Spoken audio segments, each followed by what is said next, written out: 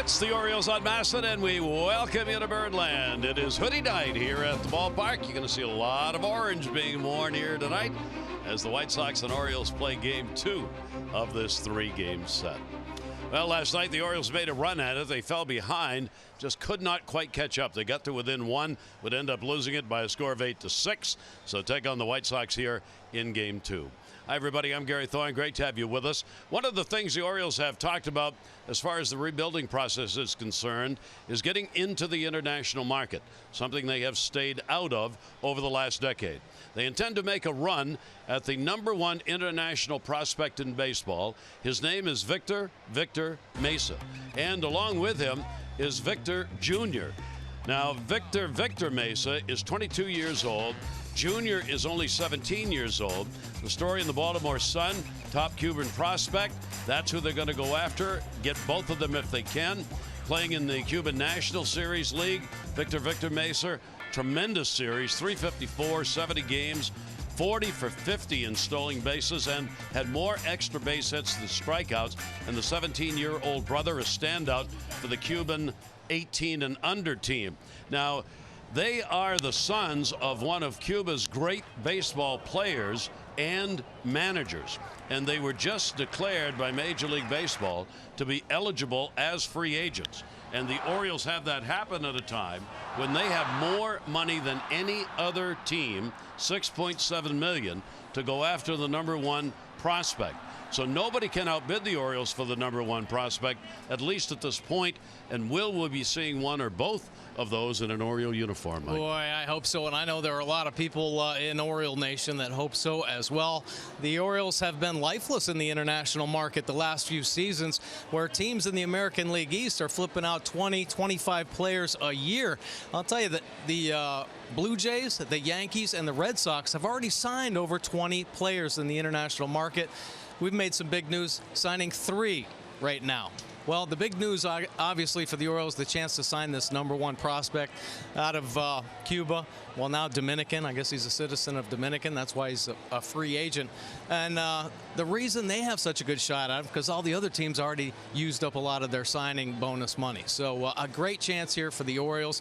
This could be a huge impact player. We've seen so many Cuban players come right over and actually make an impact at the major league level. Yeah, they've played. The advantage, of course, for many of these international players is that they've played international baseball, which means they have played against pros. It's much different than coming out of college, and certainly than coming out of high school when you've played on an international level. And for all the Cuban teams, that's the only place they get to play outside the country are in international tournaments. Yeah, exactly. So it's like the World Baseball Classic for them year-round. So they're playing against the world's best talent, and I know they make their trips over to the United States, and of course the Orioles had made trips over to Cuba to play their teams as well. And just recently, as last year, the Orioles went over to Cuba. So, you know, I think they're familiar with this young player and his brother, and I know there's a lot of excitement and anticipation. If they can land him, really, he could make an impact next year. Within the next 2 months, both of those brothers will be appearing somewhere for scouts to take a look at, and then June is the signing deadline. Need some peanuts? Just hang in there, folks. We're going to take care of you. Just don't go away now.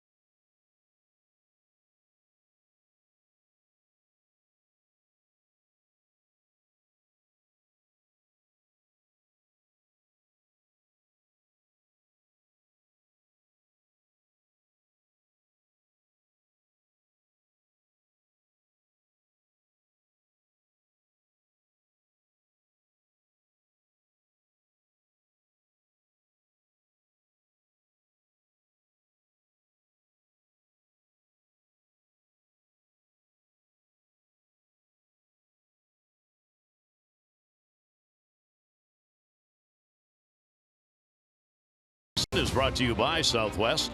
Low fares with nothing to hide. That's transparency. Nice day here in Baltimore and a pretty evening. Our game time temperature brought to you by BGE Home. We know more, we do more. It is 79 degrees. Humidity has dropped out of the 80s down to 72%. Little breeze blowing in from center to start the ball game. Changes in the lineup for the Chicago White Sox tonight. Moncada, Sanchez, Abreu. They all played last night. Garcia, Delmonico. Castillo did not, the former Oriole. Davidson comes off the DL to play. Anderson played last night. Adam Engel did not. Avisel Garcia against the O's. Very solid numbers. And let's take a look at Jeffrey Ramirez's pitch arsenal this season. He's got them all. He's got that good four-seam fastball, change, slider. And we've talked about the change in the past as being his bread and butter pitch. But his fastball has jumped up a little, couple miles an hour on that heater since moving to the bullpen. So expect him to come out throwing some cheese tonight. We're going to see a 95-mile-an-hour fastball for sure here in this first inning and help that change up and slider play up. 5.94 earned run average. Seems to, I guess, have found a home in the bullpen. His numbers much better there. I know Buck Showalter tried to work him through the rotation earlier in the year. Too many setbacks there, so into the bullpen, but getting the spot start here, and he may be the starter the rest of the way through the season. Yeah, the way the starters are going down for the Orioles, still no word on when Cashner may be back. He may not be able to pitch his next scheduled start on Monday. Buck Showalter said not coming along as quickly as they had hoped. Alex Cobb, no idea when that problem with the blisters, the cuts, are going to allow him to pitch again. And then you bring up a major league starter last night, goes out with the injury, Luis Ortiz.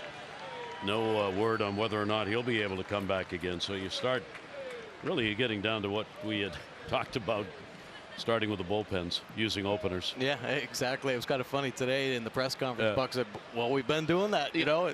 Aren't we already there? Yeah. Well, we are really tonight. All right, Ramirez ready to go. The 24-year-old delivers, and we are underway. Moncada, big night last night with the 3-for-4 RBI, run scored. Average not where he would like it to be for the year for this young, highly touted prospect. Ramirez will take it up high, and the count will go to 2-0. He has reached now in 21 of the last 22 ball games for the Chicago White Sox. He's got 5 leadoff home runs. And he's got a little bit of that Ricky Henderson in him. He's got speed, he's got power, leadoff batter. Yeah. Should be able to hit for average. Yeah, for sure. 3 hits in last night's ball game. Big double. Start the game off, but 17 home runs. So, yeah, he's a pretty exciting top of the lineup hitter. 2-1 delivery on the way to him, and that'll be foul back.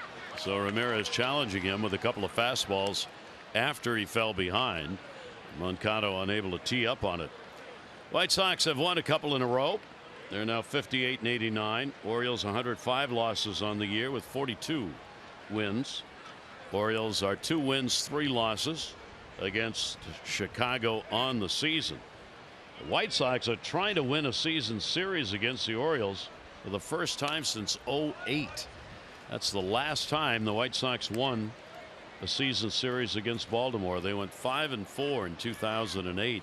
Since then, the Orioles have been able to win the season series, but right now are down a game to Chicago. Ramirez, 2-2 count, shift on now, and the pitch away.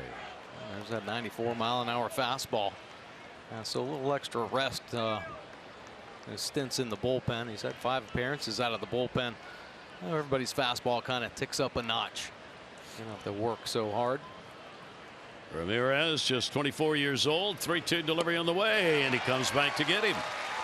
So he fell behind on the first 2 pitches, but gets a strikeout. I'll take a look at the Mercedes pitch cast right here. This is painted. Took a couple miles off, but made sure he put it on the corner. Beautiful fastball, well executed. If you can execute and do some good things. Quality pitch there. So Moncada retired. That'll bring Sanchez up to the plate. He had an 0 for last night, going 0 for 3. Their third baseman. 1 down, nobody on. Takes the first pitch. He's gone 5 for 20 against the Orioles this year. White Sox in the 5 games played have hit .271 against the Orioles. Put up in the air, left field. Lost it, and finds it in time. Stewart took a long time looking for that star, and then it started to blink. Wow. And he got it. Yeah, a little twilight here, so tough to pick up the baseball with the light sky, and this is a moon shot. DJ Stewart going back, and then he's asked for help, finally picking it up, and look at that closing speed right there. He gets there quickly. A little bit of panic in there, so fear helps the speed pick up a notch. Nice job getting that second out. Good job by Stewart. 2 down. Ramirez with a chance at a quick inning if he can get Abreu. Abreu's in what's for him a big time slump. The 0 for last night takes him to an 0 for his last 14. He had an 8-game hit streak and then went into an 0 for 14. Ooh, that is right at chin level. 101. Got his attention pretty good. Caleb calling for that fastball in. And this one taken off up and in. Nice job turning away, though. I know we talk about this a lot. If you're a young player and watching, always want to turn your face away. Beautiful job right there. Protect those pretty eyes. 1-1 delivery on the way. And the fastball will be fouled back. Abreu coming into this series holding the all-time high batting average against the Orioles. Hitting .357. Lifetime against the Orioles. He's had 7 home runs in his career against them. Still a young player, 5 major league seasons. Foundation piece for the White Sox. 1-2 delivery on the way, and he got him upstairs. Good inning. So Ramirez retires the side in order, striking out 2. Orioles lineup coming up.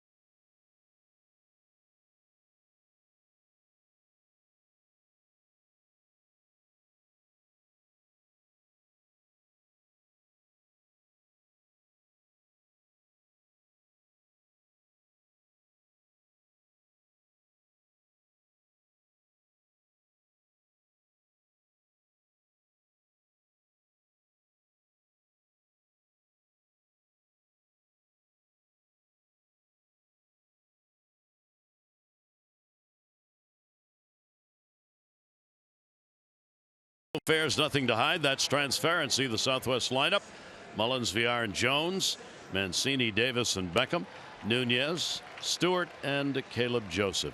Jonathan Villar this season after the All-Star break running.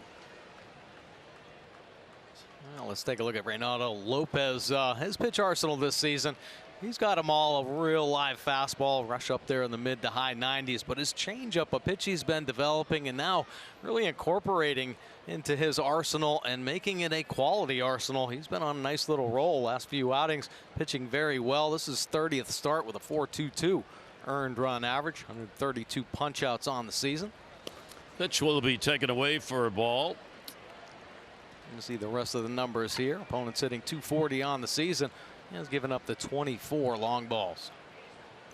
1-0 delivery. Cedric Mullins up, and he will take the pitch down low. Sanchez, as he did all of last night, joins Mullins in the batter's box playing at third base. He stayed in for innumerable at-bats last night by Mullins and others. 2-0 pitch on the way, and Cedric will take that one for a strike. 2 for 4 in the ball game last night for Cedric Mullins. Reynaldo Lopez has been the ND pitcher of the year for Chicago. We did all of those starts, and all of those non-decisions. 30th start in his record. Coming into this one's 5-9 as Lopez in the last 8 games, a win and 7 no decisions. 2-2 delivery on the way, and that'll be foul back and out of play. Yeah, how about that? The 15 no decisions, but pitching to like just over a 3 earned run average in those starts. He, and something that we've talked about all year with the Orioles pitching staff, getting no run support. No run support at all. Yeah. 3.15 runs worth of support. Turned on that one down the line and right. Avisail Garcia is the right fielder. Ooh. And they didn't get it. No communication. That's a ball that's got to be caught. Moncada, the second baseman, got there at the same time Garcia did, and they both backed off. All right. Yeah, a little problem in yesterday's ball game as well. They almost collided. And here, keep looking at each other, and nobody really wanting that out. Right at the last second, you see Garcia reaching out, actually gets in the glove, but doesn't quite stick there. Mullins catching a break. Yeah. The rule obviously is that's an outfielder's ball. If you got a chance to catch it, you call off, and if you're the infielder, you get out of the way. 2-2 delivery on the way. Cedric will take the pitch, see if he can take advantage of the opportunity. And the count will go to 3-2 for Lopez. He does surrender some walks, 69 walks in 168 innings. Chopper off the glove. That'll be a base hit. No play to be made on that one as a ricochet to Anderson. So Mullins is on with an infield hit as Lopez knocked it down but couldn't catch it. Yeah, Mullins taking advantage of that little miscue. Won't go in the book as an error, but should have been an out. Garcia on that foul ball here. A hard chopper back through the box. And Lopez can't glove it. So good speed on first. So now he'll have to be concerned about Mullins running early in the ball game. And you got the speedster also coming to the plate. Jonathan Villar 0 for 4 in the ball game last night. 2 switch hitters at the top for the Orioles. And he'll take a long look down to Bobby Dickerson at third before stepping in. See whether or not there's any sign on for Mullins. They have stolen bases against Lopez. 14 out of 17 successful. Lopez delivery on the way, and he did try and bunt it. It'll be a strike. In at first and third. StatCast AI powered by AWS. Yeah, take a look. Of course, Mullins looking to steal a base right here, so he's going to try to extend the lead a little bit, get out as far as he can. You said it. Definitely has a great opportunity to steal off of Ronaldo Lopez. 14 of 17, so he's stretching it out. Like to see him get another half a step or so. 0-1, quick step off and the throw over. It looked like when Villar squared up on that first one, he tried to drag that down to first. Abreu was not coming in. He's holding the bag, obviously, and he did not break for the plate from first. Sanchez has continued to stay in at third base. So a real chance here to get something going in the first inning. Defense moving all over the place in the infield. 0-1 delivery on the way. Doesn't show bunt. Takes the pitch down low for a ball. Well, I think it would be a pretty smart play, obviously, to take it with him. Got to get it out there on the grass towards the second baseman. Moncada, some problems with communication with the outfielder. You know he's going to have some problems if the pitcher and Abreu are converging on the ball as well. I mean, that type of baseball play really wreaks havoc on a defense. 1 ball, 1 strike count. Cedric is not taken off, does not now. Ground ball to first. Going to go for 2 this way. There's 1. Relay to first. That's a big double play. Abreu with a fine handle on that, and then made a perfect throw to Tim Anderson coming across the bag. Yeah, hard smash right there. Okay, if the head comes up, as long as that glove stays down, and it did. He's able to pick Villar's hot shot. A nice 3-6-3 double play. Quick pirouette, and he gets himself back to first base. Anderson, the strong arm to finish that one up. Adam Jones coming to the plate. Good work on the double play, and obviously a big one. Adam continues to get rounds of applause from the fans who are believing this is going to be the final couple of weeks that he will be in an Orioles uniform. There's a big social media drive to get a lot of fans here in the final game wearing his jersey. Yeah.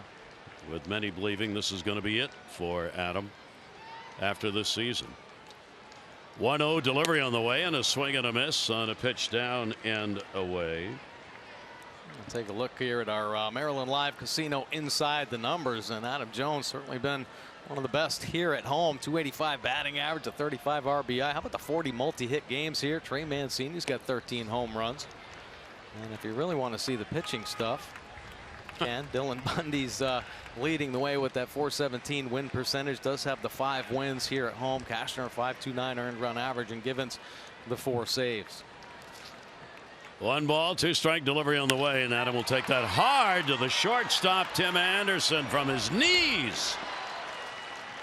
This is a ball club that has made more errors than any other team in the American League. And in the first inning of this ball game, 2 outstanding defensive plays. Ends up facing only 3 hitters.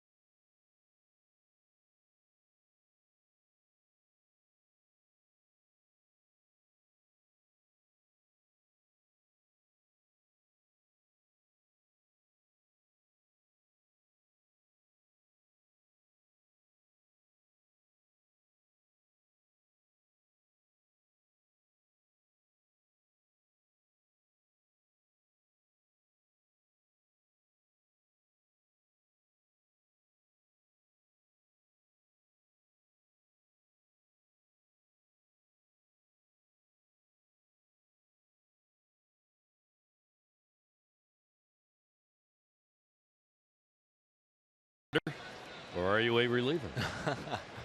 All right.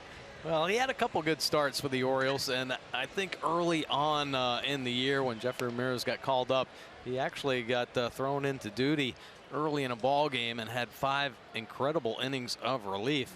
And his numbers in relief are pretty impressive. How about that 150 earned run average? Opponents hitting just 195. We talked about that velocity coming up a little bit, and he just seems more aggressive pitching with his stuff. Now maybe he learned a little bit more as a starter. You saw all the elevated numbers right there, and I'll tell you what, it is not easy getting through a lineup second and third time, and that's where he ended up having his problems. He never got over 5 innings. So I just think right now better suited in the bullpen, and you'd end up learning a lot about yourself. Back in the day, so many young pitchers, that's where they broke in a bullpen and had those opportunities to eat up some innings.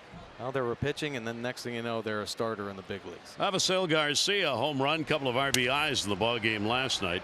That one out to left center field, not deep. And Stewart will come on from left to make a nice running catch. Garcia retired. He saw that one all the way. Yeah, boy, oh boy, we saw him lose one earlier with some great closing speed. This one he sees off the bat, and he's back on the infield right here. Covered a lot of ground quickly. Nice play right there by Stewart. And you saw him hollering, as you got to do. I got it, I got it. And that takes everybody else out of the play. So an out quickly here in the second inning is Delmonico, their left fielder. Delmonico getting in his first game against the Orioles last night, going 1 for 2. He's got a 3-game hit streak going, and the pitch will be taken for a strike. Delmonico, Engel, and Garcia in the outfield tonight. Engel did not play in the game last night in center, but he's made most of the starts there this year for the White Sox. Delmonico will be backed off, and the count goes to 1 ball and 1 strike. White Sox team exploded for runs in the game last night, getting them all over the place as they scored in what, 5 separate innings of the ball game. Team that had not been hitting well came alive in the game last night. Ramirez will go to the back of the mound to settle it a bit. The 2-ball 1-strike count. Yeah, a lot of guys on this team kind of slumping here at the end of the year, but you wouldn't have known in last night's ball game. Some timely hits. Good pitch by Ramirez. Kept that one way down, and a 2-ball 2-strike count. Ramirez with the numbers by the book, if you will. The left-handers at 270, right-handers at 245. 63% of leadoff batters retired, low, but not a lot of numbers to go along with that. Pitch will be taken inside, and the count goes full 3-2. Good try with that fastball right there, and I think he really wanted that one to hug the corner.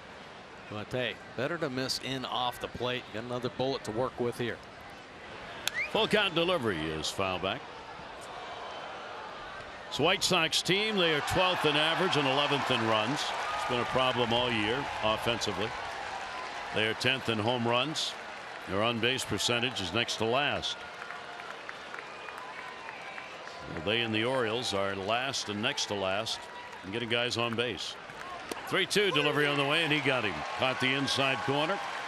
He did not think so, but no argument on the way back. Not a bad pitch right there, and really not hitting the spot. You see Joseph up, down, and away, and then ends up being down and in. And fortunately, getting the call right there. A lot of times umpires won't call it when you see the catcher reach it back across, but it's right under his nose, and he does make that strike 3 call. 2 down and nobody on. And here's the former Oriole catcher, Wellington Castillo. Had a great year last year. This year on the restricted list for a while, also out with an injury, so his playing time has been severely reduced from what he had with the Orioles last year. Castillo getting his first chance against the former team this year. He's gone 4 for 12 against the Orioles in the game in Chicago. Did a great job for the Orioles behind the plate. Sure did. Put up some real offensive numbers. Signed as a free agent by the White Sox. Foul back into the screen. Count goes to 1-2.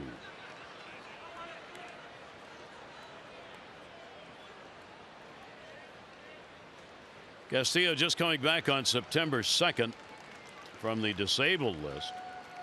Was on the restricted list from May 23 to August 17. So that really eliminates most of your year. 1-2 pitch on the way. Swing and a miss. Ramirez in charge early on in this game. He's got 4 strikeouts. First 6 batters all retired.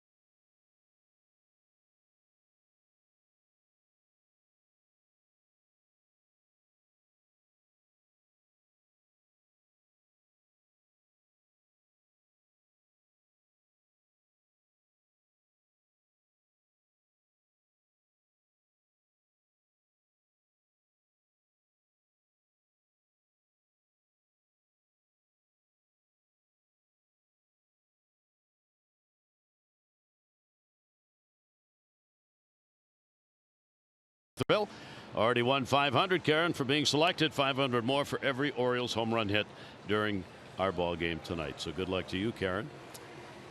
Beautiful night here tonight.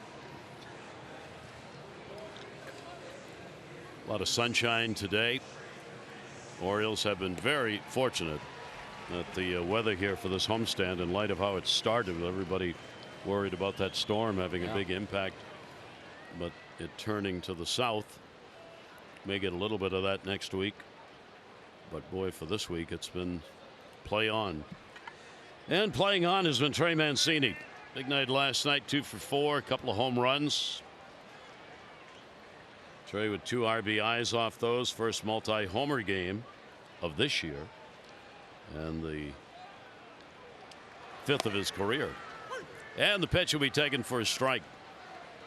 Got him off James Shields, the Chicago starter. The only 2 runs Shields gave up. 2 runs, 4 hits in 6 innings last night as he got the win. Mancini on a ground ball to short. Anderson will play the hop deep. Well, as you enjoy a Miller Lite, look forward to the whole true moment later in tonight's game.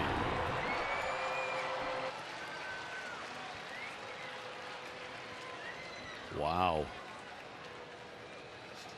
I don't know that we've had a conga line of outstanding shirts before, but clearly we do here tonight.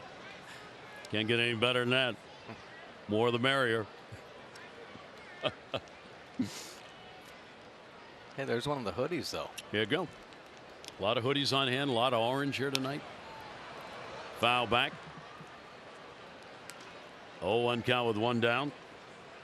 Chris, a 1 for 4 in the ball game last night. Got it in his first at bat. Picked up a double, then got caught in a rundown on the bases. 0-1 again. Being challenged by Lopez with the fastballs. Lopez, another 24-year-old. 13 and 15 is his career record. And as you see, the full shift on behind Lopez. 0-2 delivered to Davis, and that'll be way up high. For Lopez last year, 22 starts. He was at Charlotte, and then made 8 with the White Sox in his arrival at the major league level. He came from the Washington Nationals in the Adam Eaton deal. 1-2 delivery will be fouled off outside of first base. He actually pitched 11 games at the major league level with the White Sox, 6 as a starter with the Nationals, rather, back in 2016. Now Don Cooper gets him, pitching coach, and they are certainly hoping he is going to be a very relevant part of their rotation. 1 ball, 2 strike delivery. Did he go? Check at third. Chris can't believe it. Calls made by Dan Bellino that he went around. A little slider dropping down and in, and Davis recognizing and trying to hold up. You see that bat head getting well out in front. Strike 3. So Davis, the second out of the inning. 2 quick outs for Lopez. Tim Beckham. Tim did not play in the ball game last night, with Villar getting more playing time at short, as the Orioles take a look at Jonathan Villar in that spot. So Tim back at the shortstop spot in the ball game tonight. Beckham has not played against the White Sox this year and carries the .227 lifetime average against Chicago.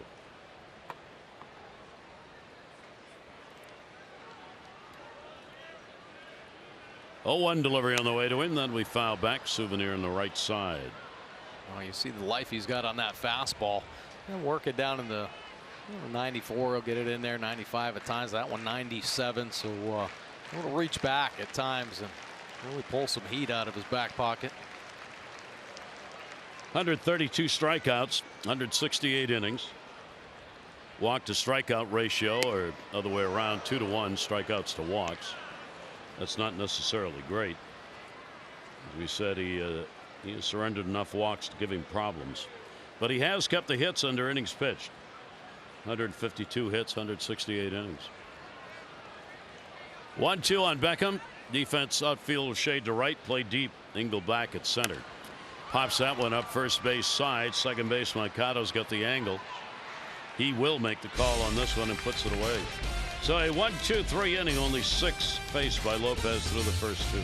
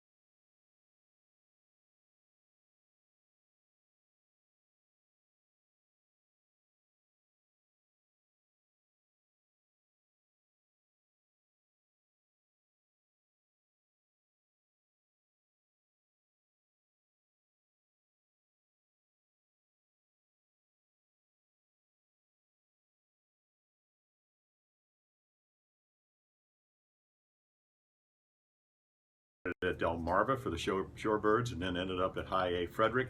Ended up with an 8-4 record, very low ERA of 2.18. And then Keegan Aiken spent the entire year at Bowie, where he won 14 games and was the Eastern League Pitcher of the Year. That hasn't happened for the Bowie Bay Sox since 2008. So congratulations to both of you for having a great year. Get your rest this offseason, get yourself in shape, and hope to see you in Sarasota in spring training. Jim, thanks very much. It is Keegan Aiken right here. Congratulations. Yeah, thank you. Nice job. Outstanding third in ERA in the league, and as Jim said, coming up with that Pitcher of the Year award, not only with the Orioles, but being #1 in the Eastern League. Just can you summarize the season for us, how it went for you? A good start all the way through. What was it like? Quick. Went by quick. Was it quick? Yeah, it went by pretty quick this year. It always makes it easier getting off on a good start, honestly. Compared to last year, I felt like, the season dragged a little bit. Didn't get off to the start I wanted to, so that was kind of my focus this year, get off to a good start, and things just fell in place, and the season went by quick. Well, a full and strong season in Double-A. What did you notice the difference was going from Frederick to Double-A? I think that's a pretty big jump. Yeah, they say it's usually one of the hardest ones to make. I thought the strike zone was a big difference to me. The size of it kind of shrunk a little bit from High A. And the hitters, they knew their game plan coming up to the plate, and you had to fool them, or get them to chase. And those are the two things I'd say that I noticed that made a big difference to me.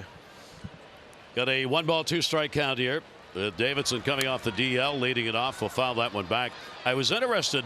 You were talking earlier today about how, as you come up through the levels, there's a discussion for pitchers by the pitching coaching staffs at the minor league level about pitching at Camden Yards in particular. Can you talk about that a little bit? Yeah, it's definitely not a pitcher's park. Personally, I don't think our minor league parks are a pitcher's park, to be honest with you. Especially Frederick. I'm sure Zach could tell you that later too. The ball flies definitely in Frederick and in Bowie. I noticed if you get a warm weather, the ball starts to carry a little bit. So that's definitely a factor.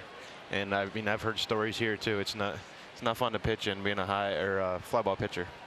Are you? Unfortunately, yes. yes. Yes. So you'd prefer the Grand Canyon, actually. Yeah, exactly. That's good. Exactly. 3-ball 2-strike count. Tell us about your repertoire and what you have been working on and what you think is going to get you over the hump to get an opportunity to pitch here with the Orioles. I keep it easy. Fastball, changeup, slider, slurve, whatever you want to call it. Depends on the day, honestly. But I think off speed, especially in this park, you gotta be able to throw all your pitches for strikes when you need them, and that's kind of something I couldn't do last year, honestly. And that's kind of was my focus, my big focus this year for the offseason coming into 2018. And at times it worked, and I could throw them for strikes, but there was other times I was fastball heavy, and I think that's what I got in a little bit of trouble. I was predictable, too predictable at times, and that's on me. You can't blame the catcher for that. Obviously, you're calling your own game.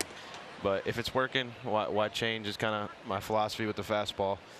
But at this level, you're not going to throw fastballs to guys and blow it by them. You'll get the occasional one, but you can't. You got to pitch instead of throw, and it's kind of the part of my game I think I need to get a little better at, is pitching instead of just kind of going out there and throwing at times. That's true. I would think for virtually every young pitcher I've ever seen, you had such talent with the fastball that you use that as long as you can, right? Exactly. And then you get to a point where, wait a minute, you got to pitch. It's time to be a pitcher now. Yeah. Right. Yep. Play over is going to be in time to record the out. 2 quick outs here.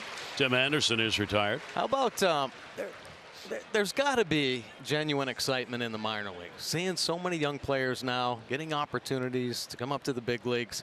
Guys that may not be ready right now, but getting chances. I would think everybody in the Oriole system right now thinks this is a great chance for us. So you, Zach Lowther, a couple other guys we saw tonight getting awards, probably pretty excited about this chance. Oh, it's very exciting. There's not another organization I'd want to be in right now as a pitcher in the minor leagues. It's a lot of opportunities, and everyone knows it. We all see it. Pretty good bunt right there. That's Adam Engel who laid it down. Fine play by Nunez at third base. Engel's got outstanding speed. in that number 9 spot, and he's got a base hit. Yeah, he lays down a beauty right here, and Ramirez does his best. Very athletic play, and I like how he set up on that backside, and a nice effort at first base right there. Davis getting down there and picking one out of the dirt, but that back foot doesn't stay on the base. Oh my goodness. Not helping himself out right there. Had to go grab it. So there is the first hit, and the first base runner picked up. They'll turn the order over, and Moncada will be coming up. So what does the offseason look like for you? Florida tomorrow. For baseball wise, will you keep throwing? Nope, they shut me down. Just kind of get my rest in right now. After instructional league towards the end of September, I'll go home, probably take a couple more weeks off of throwing, and then probably October-ish, end of October, November, I'll start getting back into throwing a little bit, start getting the arm in shape. Not a lot, honestly, more just playing catch. Yeah. And doing a lot of mechanical stuff. I mean, that's where I usually find things go wrong, is with the mechanics. So I try to keep build those up first before I start throwing, so I don't teach myself bad habits. And that's really it. And show up to spring training in February. Oh, and that won't be that far away. Right. No, it gets on you quick, trust me. Yeah. Oh, it sure does. Now, I thought you made an honest answer. Somebody asked you before this afternoon, do you think you're ready for a major league level? And you said, hey, everybody who pitched at the minor league level is going to say, yeah, of course I am. But then you hesitated and said, hang on a minute. We got a ways to go. Down the line, that is going to be a foul ball. So how do you answer that? I'll say it again. I mean, if you don't think you're ready, I think you're in the wrong sport. You know, you don't have the confidence. You're not ready then, is how I look at it. I mean, everybody thinks they should be ready. Or, I mean, because it's true. If you don't have that confidence about yourself, you're probably not going to have it on the mound either. And pitching is mental, big mental. At this level, everyone's got the talent. You just got to be able to have the mental game to toughen it out. Well, you said your first year you had some problems. How did you manage to toughen it out? Where did you learn that mental toughness? I would say it was kind of engraved in my head when I was younger. Dad was a wrestler, All-American wrestler. So there wasn't much getting away with anything when I was younger. You know, put you in a headlock. It wasn't poor Keegan. No, you'll do better next time. It was like, no, you're going to do better next time. So I would say that's where it started, and just battling through it. I mean, I knew it was mechanical issues last year, so it basically came down to figuring out what the problem was and fixing it. Well, congratulations on the award as co-pitcher of the year in the Orioles organization, and we'll see you at Camden Yards. Thank you. Appreciate it. Keegan Aiken, our guest here, and great throw to get the out on the caught stealing against Engel.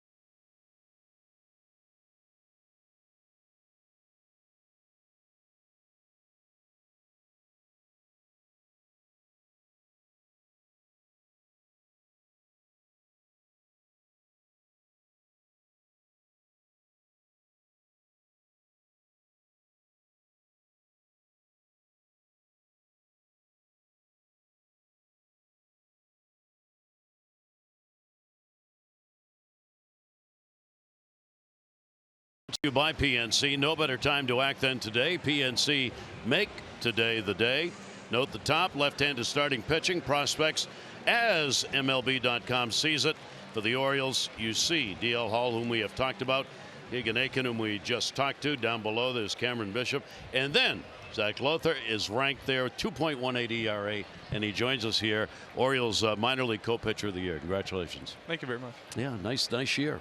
Yeah. Went for you. How did it go? A year of steady plateau or climbing or what? I started off pretty hot. My first 6 outings were in Delmarva, and I was really just kind of trying to blow through them as fast as I could, try to get my chance at Frederick. And then once I got to Frederick, I kind of kept going. And in the month of July, I kind of hit a rough patch for me and had some rough starts. But trying to just bounce back from that, had a good August and ended the year really well. When you say you have a rough start, what goes wrong with you? Not really finding the zone, walking a lot of guys, just struggling to pitch how I normally do. I like to control the game with the pace, limited base runners, stuff like that. So my bad games are a lot of base runners, a lot of walks, just not really pitching like I usually do. Is that like a mechanical thing, or? Sometimes it's one little thing's off, and that's what I'm trying to work with that day. But just got to adjust quicker than the days that I'm on.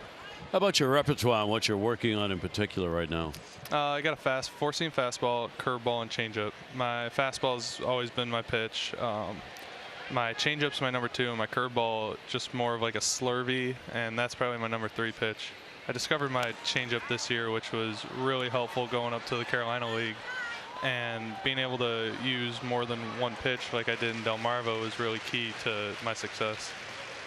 Xavier University, huh? Baseball hotbed?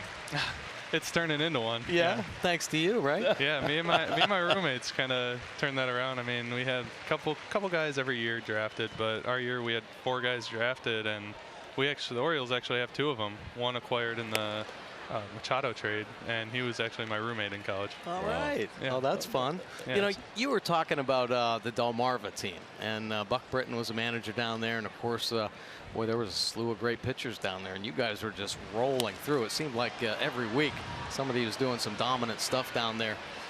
Now, in the minor leagues now, and you've met a group of guys, and obviously Keegan Aiken right here, and a couple of you lefties are really starting to make a name for yourselves. I mean, kind of a goal now to come up together and be a part of this and help kind of turn this organization around. Yeah, I think it is. I mean, it's just a great bunch of guys. I mean, we all get along very well. I mean, it's not just on the field, it's off the field. We're always doing stuff together and really building the relationships outside of baseball, and I think that's what helps us on the field. So, I mean, the guys that we had in Delmarva, young guys, just fun to be around. The environment in that locker room was so upbeat all the time and just having fun. We young guys, we're still learning a lot of things, and you can struggle, but you can still have fun. Absolutely. Well, congratulations on the co-pitcher of the year. It was really great. I know you expected to be drafted by the Orioles just because of the way things happened, huh? Yeah. So, and the Orioles are mighty happy it worked out that way, and for you, we look forward to seeing you here at Camden Yards, and have a great offseason. Thank you very much. All right, Zach, appreciate it. Congratulations, Thank you very much for being with us. Thank you, guys. All right, Zach Lothar, as he shares that pitcher of the year award, the Jim Palmer Award for the Orioles, and a couple of names to keep in mind in the not too distant future. And as both of them know, with the rebuilding process underway for the Orioles, the openings are there. Caleb drills that one into right center field. That'll fall in for a base hit. Engel will go over to get it. And after Nunez and Stewart had both popped out, Joseph picks up the single, and the Orioles have their second hit of the ball game with a runner on here in the 3rd inning and 2 down. Well, Caleb really starting to swing the bat well here lately, and this is his target spot. He loves right center field, and when he's shooting there and actually executing that, I mean, that's when things really start to come together for Caleb. You saw the big smile on his face. I mean, he can handle any pitch if he's driving balls to right center. So, see what Cedric Mullins will do with it here with 2 down. And the runner on at first base. Mullins, base hit his first time up, and will take the pitch inside for a ball. Pitchers dominating early in the ball game, as we've seen so often in this homestand. Both teams generally have not had big first innings against the Orioles, and then things open up in the middle part of the ball game. Mullins, 1-0 count, 2 down. Sanchez again in at third. Ball be popped up, shortstop. Tim Anderson will back up in the outfield grass, and that'll take care of it in the inning. No runs on 1 hit, no errors, nobody left on base, 3 complete. Game 2, 3 games set, no score.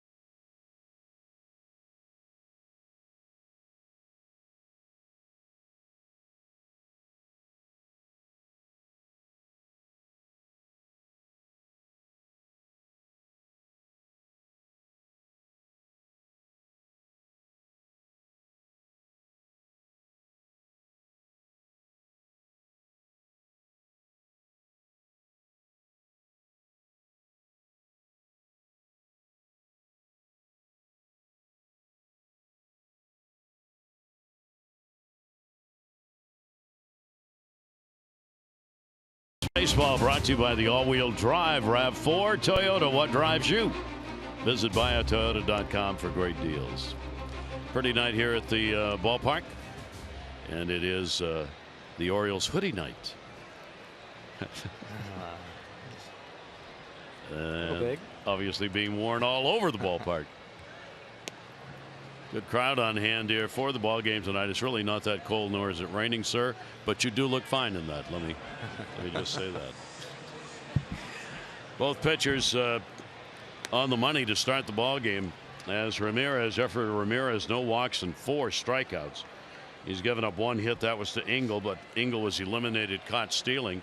So he's faced the minimum through the first 3 innings of this ball game. Lopez on the other side, no walks, 1 strikeout. He has given up a couple of hits, and he's faced only 1 over the minimum, as a double play took out one of those hits for the Orioles. So we go to the 4th inning, top of the order. Moncada, a strikeout victim, his first time up, and he will take the pitch for a strike. Moncada's got a 6 for 21 against the Orioles on the year. 2-to-1 ratio on strikes to balls thrown so far in the ball game. Little chopper, another defensive play to be made, and got him. Another one of those cannon shots to the first baseman from the pitcher. Handcuffs Chris over there, and he had to get down to get it. You can see him smiling over there. Yeah. Kept the foot on the bag, though. There you go. This time keeping that foot on the bag. And ball kind of checks up a little bit, but another good play there by Ramirez. I like how he barehanded it and really stayed on the backside. And see Davis, full concentration there. Come up with an out. Look at that. Driving the fingers right into the grass, covering that baseball, making sure he gets it in his hand. Well executed. I think he threw a cutter. Looked like it. Pitch will be taken up and away. Sanchez flied out his first time up. Second time through the order. This is where Ramirez has run into trouble. First time through, $196 is the opponent average. Second time through, it jumps up to 273. We'll see what happens here in this one. Wind has changed around a little bit. Was blowing in from center, now a bit from right to left, but not much of a breeze here at the ballpark tonight. 1 ball, 1 strike delivery on the way. He's had some great location on pitches down and away. Yeah, really on his off-speed pitches tonight. Great change up there. He's flipped in a couple good sliders, and something that a couple of those young pitchers really have to pay attention to. They both talked about their good fastballs, but you want to get through a big league lineup a few times, you better be able to throw your secondary pitches for strikes. Both that changeup and the slider, or whatever secondary pitch you feature, to keep them off the fastball. And really guessing. And right now, Ramirez, they don't know what they're swinging at. And he's still got enough gas, 94, 95. Sanchez, switch hitter. 1-2 delivery to him. Swung on and missed. 95. That's 5 strikeouts in the ball game already for him. Well, here it is, just pitching backwards a little bit. Now it starts him off with a slider, then a changeup, and how about some high cheese at 95 up to the top of the strike zone. Well done there by Ramirez, and once again well executed. They get 6 strikeouts that he's recorded. As high as 7 came against Texas. 2 down. Nobody on. Here's Abreu, and he will take the pitch for a strike. Slider is going to catch the outside corner. Abreu continues in the 0 for 15, striking out his first time to the plate. Abreu, the number 3 hitter. 0-1 delivery up the middle and played second base. Villar will get him. Wow. Outstanding play. He's been playing a lot of shortstop, and that's about where he made that throw from, as it ricocheted right here. I think hit the glove, and the out recorded by 4 or 5 steps.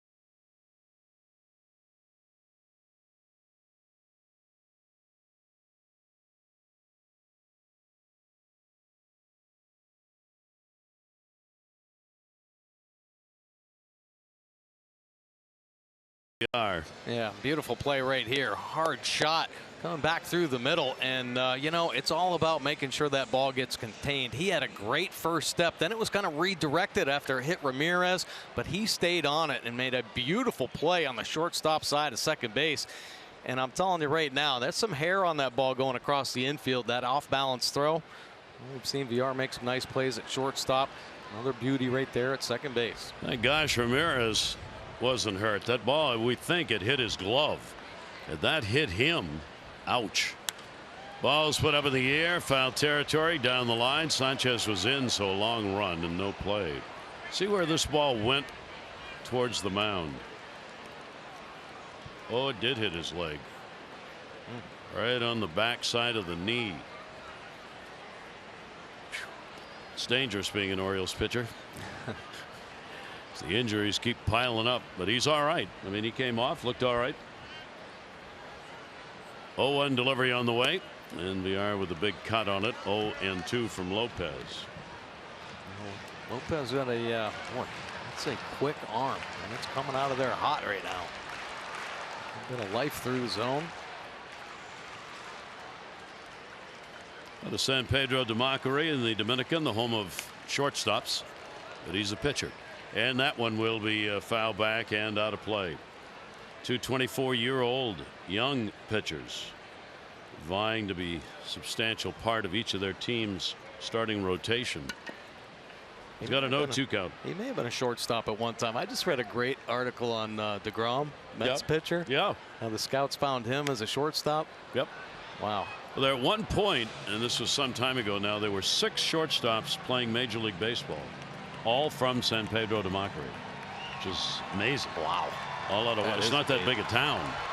That's where all the kids grew up, and that's the position the kids all strive to be, a shortstop. Man. VILLAR fighting off some tough pitches here in an 0-2 count. Straight up defense against him. Orioles switch hitter on the 0-2 will take.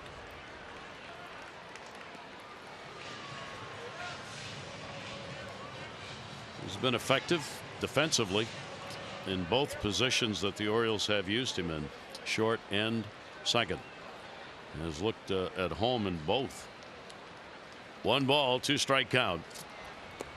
And the pitch will be taken down low for a ball. So the count goes to 2-2 on him. VILLAR, Jones, Trey Mancini due up in the inning. Middle part of the order for the Orioles. 2-2 delivery on the way, and 97 gets him. Yeah, he just reaches back and says, all right, you can hit it at the top of the zone. Go ahead. 97 miles an hour up above the belt in that upper third. It's got a little movement in that zone as well. This one is blown by VILLAR. 1 down. Lopez with a couple of strikeouts. For number 10. Adam Jones grounded out his first time up. Goes after one that was up. Engel. 2 down. Now the Birds going to wrap up their series with the White Sox tomorrow. First 20,000 15 and over will receive an Orioles replica BP cap presented by DAP. For tickets, go to Orioles.com. Trey Mancini grounded out his first time up. Trey's got the 3-game hit streak as a result of the 2-homer ball game last night, and will take the pitch in there for a strike. 2 down, nobody on. Both pitchers through 3+ dominating. Tried to move the pitch inside and will miss on that one. Trey in the DH role again tonight. He's gone 5 for 20 now against Chicago this year, and 3 of the 5 hits have been home runs. 1-1 delivery to him. Hesitated a little bit on that and was late. 1-2. Yeah, a little backup slider, it looked like, stayed up and in on him.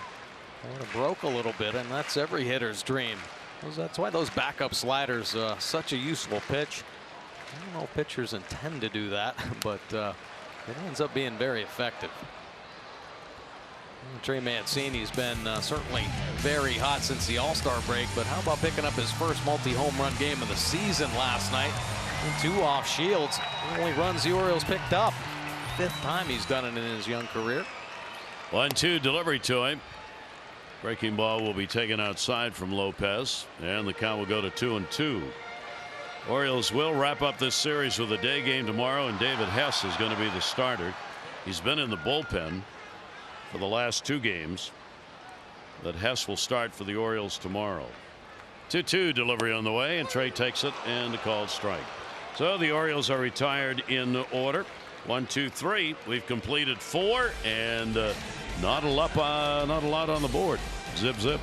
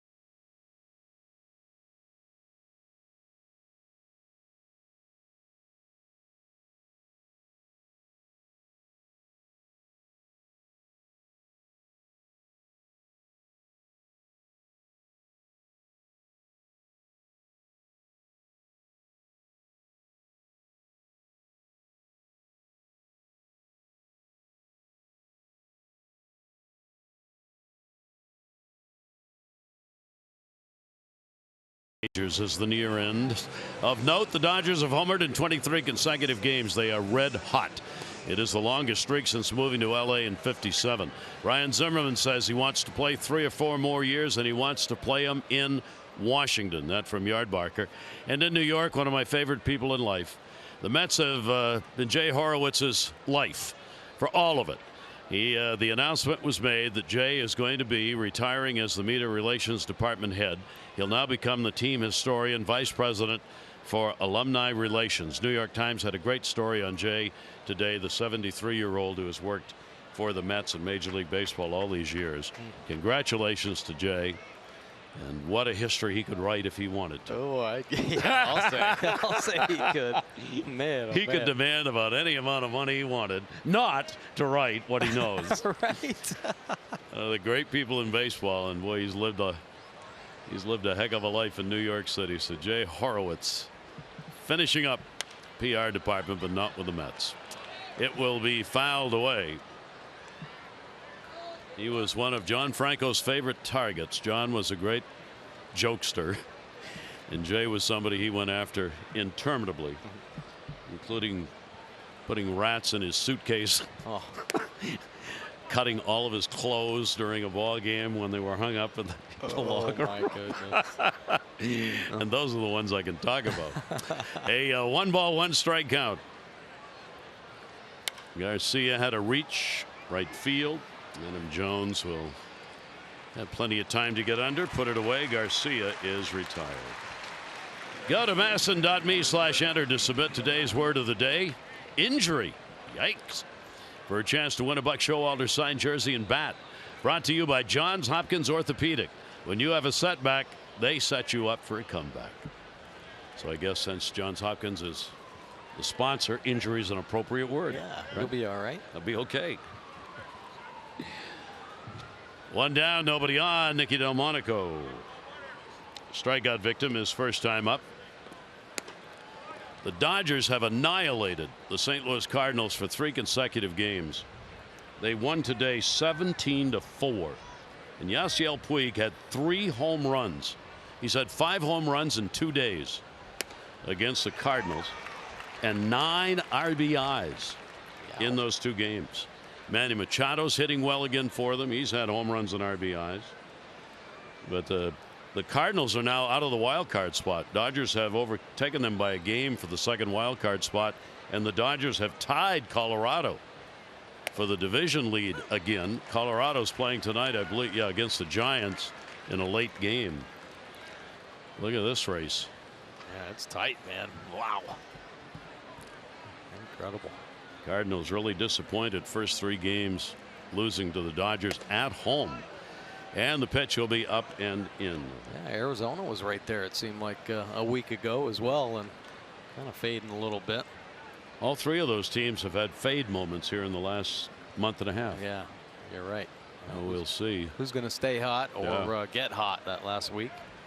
2-2 delivery on the way. The pitch will be outside. Delmonico, a 3-game hit streak coming into this one. Takes the count full. 3 balls, 2 strikes. Delmonico, one of the dangerous hitters in this lineup. We talked about the defense, and I think this White Sox team made up of a lot of potential DHs, actually. Not as fine-tuned defensively, but they can swing the bat. And last night in their win, they had 3 home runs. So Ramirez doing a nice job shutting this offense down. 3-2 delivery on the way, and a chopper, and he couldn't get it. Swung down on that one. 7 strikeouts. That's going to equal his high for the year. Boy, another well-located heater. 93 miles an hour, and it's got a little life running away from Delmonico. Joseph calling for it out there, and he hits the spot. Boy, seeing some great execution by both pitchers here tonight. So 2 down, nobody on. And that's going to bring up Wellington Castillo, also a strikeout victim. There's only been 1 base runner, that's Engel, who got a single in the 3rd inning. And that was of the infield variety. Minimum number of batters have been faced by Jeffrey Ramirez through 4 2/3 innings. Castillo, the 1-0 delivery to him, and that will be An off-speed delivery outside for a ball. Here at Camden Yards, lifetime coming in for Wellington Castillo, a .299 hitter in this ballpark. 13 home runs, 54 games played here. Mostly with the Orioles last year. Fouls that one back and out of play.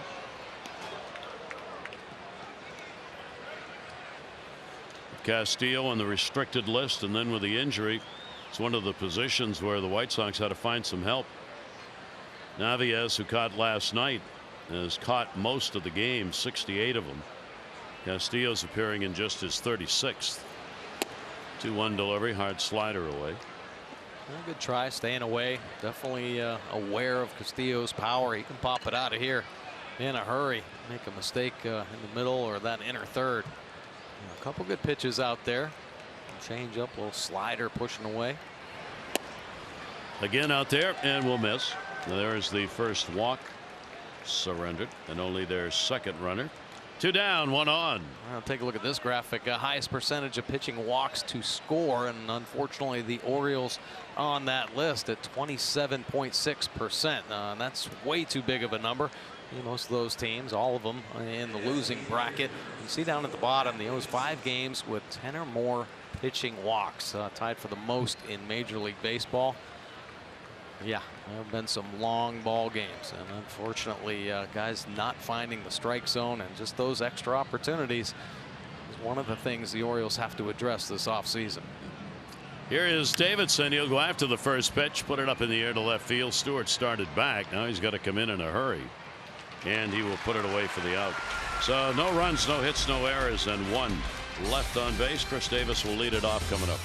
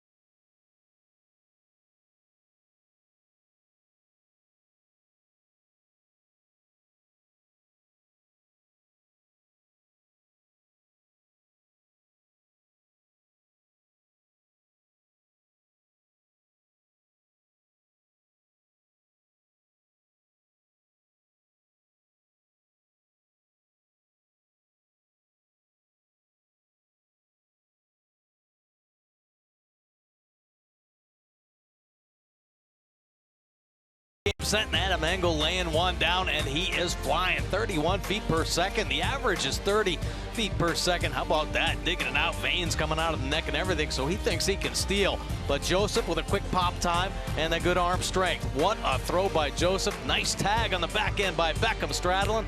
How about this one? 102 off the bat and off the leg of Ramirez, but a great defensive play by Villar, showing the range up the middle, off balance, and throwing a strike. Nice defense right there to help Ramirez. 0-0 ball game. It's a pitcher's duel going into the bottom of the 5th. Geico, 15 minutes could save you 15% or more on car insurance. Visit geico.com to see how much you could save. Full shift being put on defensively as Chris Davis will come to the plate. Strikeout victim is first time up, and the pitch will be in there from Lopez for a strike. Davis, Beckham, and Nunez due up for the Orioles in the bottom half of the 5th inning.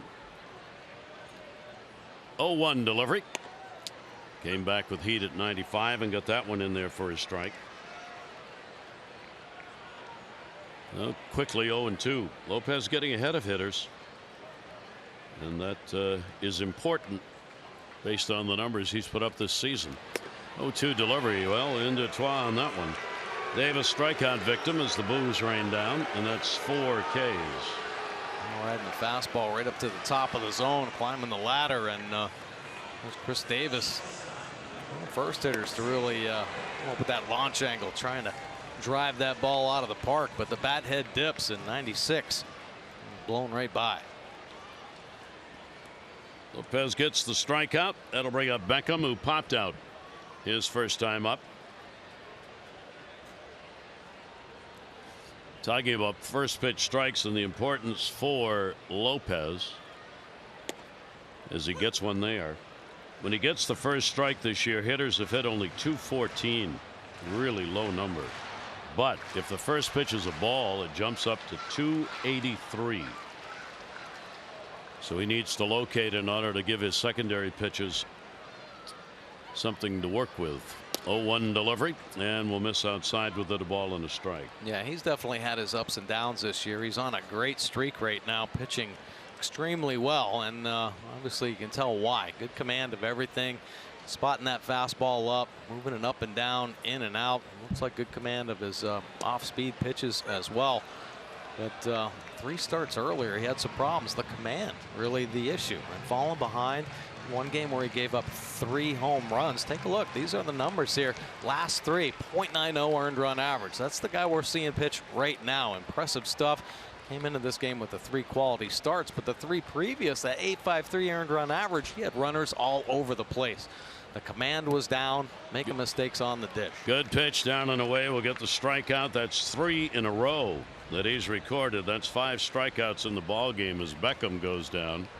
We've seen that good power fastball, and he's been locating down and away. Well, here looks like the fastball out of the hand, but that's got that slider tilt, and it buries down in the dirt, getting Beckham out front and off balance. Nunez popped out his first time up. Don Cooper, the pitching coach, watching this young right-hander develop this year. 2 down, nobody on. Pitch will be away. So 12 out of 16 first pitch strikes have been thrown in the ball game by Lopez, and Ramirez has been right there with him. 10 out of 16 first pitch strikes. 1-0 count on Nunez. Play him to pull in the outfield. There's that pitch, just slides across the outside corner of the plate. Some good late movement on it. 1-1. Yeah, locating well. Hasn't made many mistakes on the plate. If he does throw a pitch on the plate, it's usually that live fastball shooting through there about 97. 1 ball, 1 strike count, and cannot get him to bite on the pitch down and away. Nunez, one of the many Orioles with a very decent second half offensively. Last couple of months hitting .269 for the Orioles. 2 down here, nobody on. 2-1 delivery on the way, and that'll be a souvenir to the right side into the sea of orange. Yeah, it's getting on him quick. He has a really quick bat. He's a good fastball hitter, and that one kind of got on him a little bit, and I think it surprised him, that little extra life on the zone. So you got to play that one up.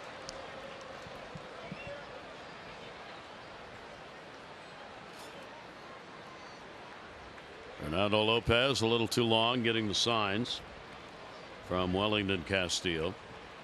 So Nunez backed out on him. No score. 2-2 delivery on the way, and again right back to it, but again can't get it. Both these pitchers are aware that Adam Hamari, who is the home plate umpire, is there as an advantage for pitchers throughout Hamari's career. Those close calls go pitchers' way. So you find out how far you can take that both inside and out, and you use it. And they both tried to do that tonight. 3-2 delivery comes after him, and a base hit to right field. Got that one up, and he went up and got it. So Nunez on, and the Orioles pick up a 2-out single. So much to see and do in the beaches and islands of Sarasota, Florida's Gulf Coast. Go beyond the stadium to the area's beaches, known to be some of the best in the world. Plan now at visitsarasota.com. Now J.D. Stewart still looking for numero uno in the hit department. Popped out. DJ popped out his first time up. The left-hander stands in with a couple away. And Sanchez will move in on the grass at third again, even with 2 down. Shift on. Stewart will take an off-speed delivery away for a ball.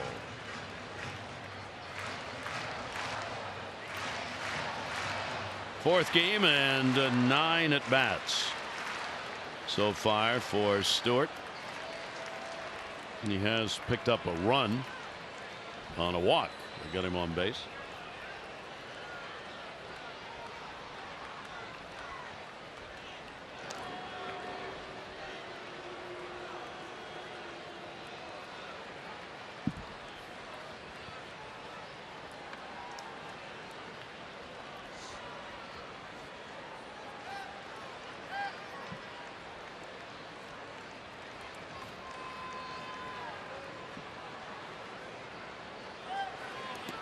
Way inside, going to get away. Runner's going to move up. No throw made by Castillo. So Nunez able to advance into scoring position on the ball in the dirt. Now Orioles catching a break right there. Now would be a better time for DJ Stewart to get his first major league hit. There you see Lopez spiking the breaking ball. Castillo almost coming up with it and wisely eating that one. Won't take the chance, throw it away, and let Nunez get to third base. Lopez has had interesting numbers. That's the 6th wild pitch, and he's also hit 10 batters. So on occasions he has been all over the place. Not afraid to come in, obviously. A 2-0 count. Orioles 1 for 7 last night. Runners in scoring position. That'll be in there for a strike. Wow, good change. Stewart has had a couple of chances in these situations. 0 for 2. So DJ Stewart had 9 at bats now in the major leagues, and first 3 pitches he just saw there, a couple breaking balls and then a change up 2-0. He's got to be just shaking his head. Oh my gosh, am I ever going to get a fastball count? Probably not. Runner on second base. 2-1 delivery on the way inside. That one almost got away. Good stop. Castillo down to his right that time to block that. Saw one get away a little bit earlier. Look at this one, the hard slider aiming towards that back foot. And Wellington doing it like you're supposed to there. Really hooding the ball with his chest. Saw him get over it nicely, and it just dies right in front of him. Bobby Dickerson keeping the runner alive down there. Nunez to get off as far as he can, with Lopez throwing so many pitches in the dirt. 3-1 delivery on the way. In the air, left field. Delmonico's right there, and he will put it away. No runs on 1 hit, no errors, and 1 left on base. Pitchers continue to rule.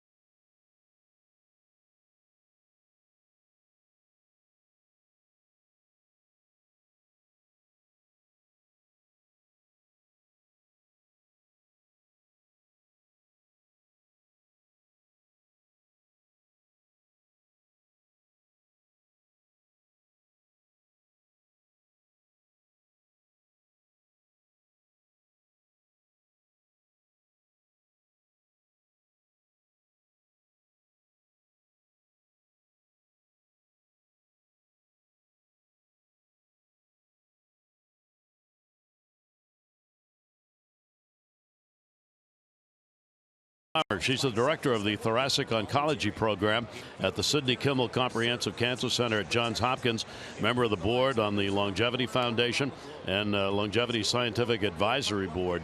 She serves as a volunteer reviewer for that board and also a member of the Walkers. She goes out with the families in the deep breath walks in the area. And on behalf of Dr. Bremer, the Orioles Charitable Foundation, donating $2,500 to the Longevity Foundation. Doc, thanks much for both the professional work and the volunteer work. Yeah, thank you. So a scoreless ball game. 3 hits for the Orioles, 1 for the White Sox. For the White Sox, they have not had a runner beyond first base in the ball game. Engel tried to steal second in the third and was thrown out. Orioles got a runner down to second in the 5th. Last half inning, and that's where Nunez was stranded.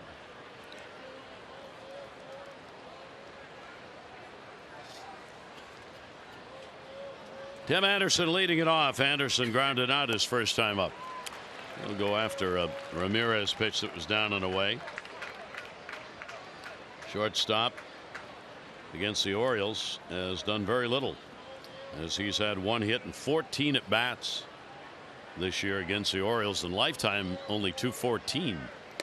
And the fastball will miss up high. 2 balls and 2 strikes. Well, Ramirez very pitch efficient right now, and he's going to get into some territory that he hadn't been in before this season. The major league level, eating up some innings right now. Chopper off the glove. That'll result in a base hit. Yeah, one of those better not touched by the pitcher, but that's easy to say when the ball's coming right at you and you think you got to play. So Anderson on with a single. Yeah, Ramirez a little bit frustrated right now, a little comebacker. And of course the mound so tough to field on. He jumps up there, but a little awkwardly. Ball kicks off the glove, kind of kills it there on the grass. Got to come up with a big pitch and get that double play ball. So the leadoff man is on. Orioles got a leadoff man on in the first inning. Well, Chicago gets one here in the 6th. Hit number 2. Engel, the number 9 hitter, base hit last time up. Good speed. Nunez will move in at third base. You do get to that point in a game where the pitchers are so dominating, you're, as a manager, you start thinking about getting a run. Try and put something on the board. Ramirez will keep an eye over there on Anderson. He's their leading base stealer. Bunts tried, missed, throw. Davis with a tag, not in time. Anderson was not going, but he jumped off. Joseph saw he had jumped off by a good deal. All right, you see him with the secondary lead, and then with the bunt through. A lot of times base runners get that weight really heavy on the right foot. Anderson did. Joseph recognized that and then fired down there. 26 steals, caught 7 times. Anderson at first. Engel will keep Nunez in at third. The 0-1 does show bunt, takes the breaking ball away, and a 1-ball 1-strike count. Engel has had 7 sacrifices this year. Far and away the leader. 1/3 of all sacrifices they have, he's had them. First bullpen action we've seen. Vieira. Well, a couple things here. The Orioles obviously better be ready to field this sacrifice bunt, but be aware of the speed both by the bunter and Anderson at first base. And make sure all bases are covered. And Nunez gets sucked in on a bunt. Somebody better be watching out for third base, because Anderson will take advantage. And a long way from first base is Villar, so the wheel's not on here. You're not going to turn guys around in the infield the way this defense is set up, squeezing the middle. 1 ball, 1-strike count. Takes the pitch, strike called. He didn't think so, and the count will go to 1-2. So Engel finds himself behind in the count. Beckham and Villar talking to one another on coverage, I would expect, at second base. Yeah, absolutely. Yeah, now you got to find out if there's a steal, who's going to be turning the double play, or who's taking the throw. A lot of different situations come up 1-2 delivery in the dirt. Oh, hello. Little backhand maneuvering right there by Caleb. Oh, nice play right here. Spiking the fastball. Caleb going down with the backhand pick. And we see infielders, and we talk about it all the time, getting your eyes behind the baseball. And Caleb actually pushed his head away from the ball and kept that glove out in front, much like you'd see a third baseman do a drop step. Yeah. Nice little play. His brother taught him that. Yeah. 2-2 delivery on the way, and that is back upstairs and out of play. A 2-ball, 2-strike count. Playing an old-fashioned baseball game right now. We're not waiting for a 3-run homer. Trying to figure out how to manufacture a run. Both teams in a tight, scoreless ball game. They're in the 6th inning. Engel 2-2. Runner off first, popped it up, shallow center. Second baseman Villar is going to get back and get underneath it and put it away. Well, LifeBridge Health Institute brings us the upcoming schedule. Turn to Cal's team for concussion and orthopedic care together. To schedule an appointment, call 410-601-PLAY. Now White Sox in town for one more tomorrow afternoon. Game time starting at 1 o'clock. Then the Blue Jays coming to town. 7 o'clock start on Monday and Tuesday, both on Masson 2, and 7 o'clock on Getaway Day Wednesday. Toronto beat the Yankees today 8-7, playing at the stadium in New York. Here's Moncada, one down. He has grounded out and struck out. If you're going to run, it would be right now, and that's why there'll be another throw over there to first base on Anderson. Well, they're definitely going to do what they can to disrupt Anderson. Ramirez got to be a little creative right here. Vary his times, throw over a couple times, maybe a step off. Only one down, even with the bag at third. Nunez. Runner does not go, and it is foul back. Moncada, the big night last night, those 3 hits. He had his 26th multiple hit game of the season. And he's had 6 games this year where he's had 3 or more hits. He's picked up the pace from what was a slow first 3 quarters of the year. 0-1, runner goes. Big lead. Joseph guns it down there. Good hop. And got him! Caleb is on the money tonight. He is 2 for 2. He caught Engel earlier. He gets Anderson here. Boy, I'll tell you, Caleb making some great throws. You see the super speed there by Anderson. But how about the way that Beckham's straddling back? I mean, Bobby Dickerson's been working with him and finally retaining this, and he's had a couple great catches and tags. Of course, the throw is really good, but that one a little short hopper, and he's in a good position. Slap it down there, and a big out. And that will be fouled away by Moncada. Well, that's what we've talked about so often. What point Mike make? You straddle a bag. If you have it out in front and you had to bring the glove back, it just takes too much time. He's safe. Absolutely. Absolutely. And we have seen it a number of times where Oriole infielders will take it in front. And you saw right where Anderson was heading, that back corner of the base, because a lot of infielders still do that. And Dickerson trying to break the habits of some of the Oriole infielders. Beckham seems to have it down now. A couple nice tags in this ball game.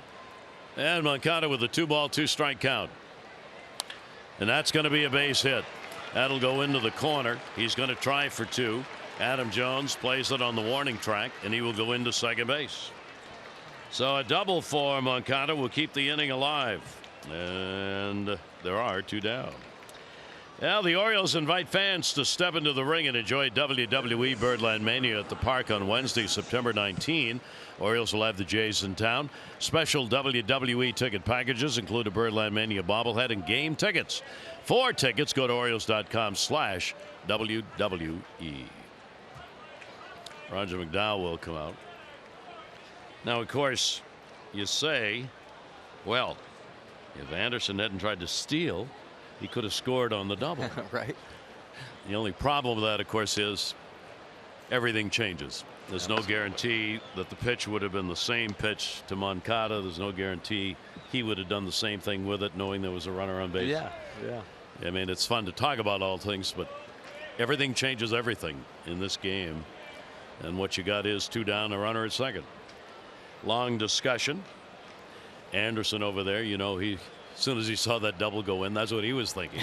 Gee, right. I could have scored on that if I was still at first base. Yeah. Beckham's going, but you're not, because I tagged you out. Right. Yeah, quick little review right there, going over the scouting report now on Sanchez, and of course making sure the middle infielders know what sign with the runner at second base. First chance with a runner in scoring position tonight for Chicago. They were 2 for 7 in the ball game last night. Sanchez will take the pitch. Came at him at 86 miles an hour. Strikeout and a fly ball out for Sanchez. He's had a couple of RBIs against the Orioles this year, looking to bring Moncada home. Moncada's got great speed and a real good secondary lead. 0-1 delivery. And the pitch taken away for a ball. Why not cut down the secondary lead by having your shortstop move in closer? Well, the probable answer to that is that the spray chart says you don't want to squeeze this guy to the middle. That he'll go to the 6 hole, and you want that covered. That's exactly the direction he goes in, down the line, and it is a fair ball. He'll be on his way to second base and will go in with an RBI double. So Sanchez delivers with 2 down, and the White Sox have a 1-0 lead. Boy, just hugging that left field line right there. Ramirez making some good pitches, and you see the face, a little surprised. He inside outs this one, and it hangs on by a thread. Kicking over in the corner. Stewart a nice job corralling this one and getting it back into second base, but the run crosses the plate, and the White Sox have a 1-0 lead. And that's going to be it for Ramirez. So he extends himself into new territory as a starter, but Buck Showalter with 3 hits off him in the inning wants the bullpen.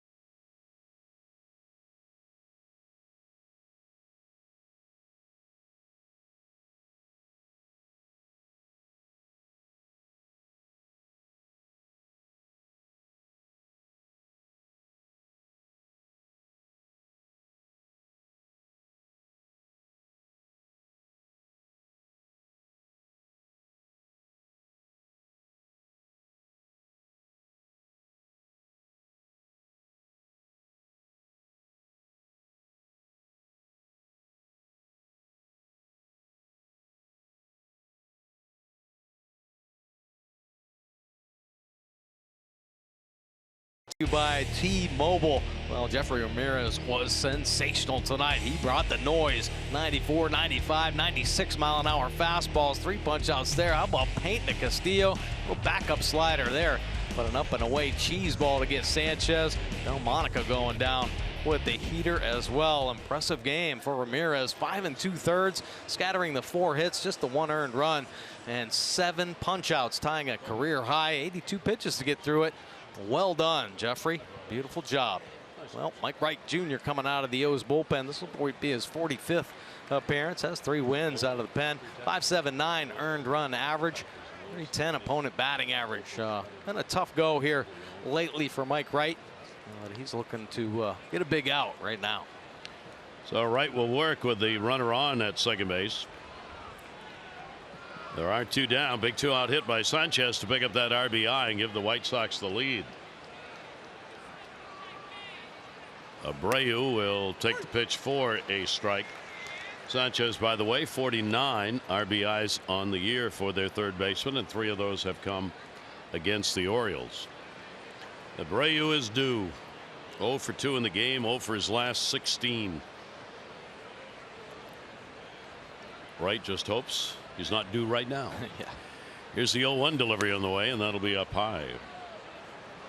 For Wright this year, he has appeared in only one game, one inning against the White Sox, and he retired everybody he faced, getting a strikeout. Mike Wright Jr. has a 1-0 mark in his career against the White Sox, 4 games, 2 as a starter. 1-1. Sanchez, good speed on at second base, will go back to the bag as Wright steps off.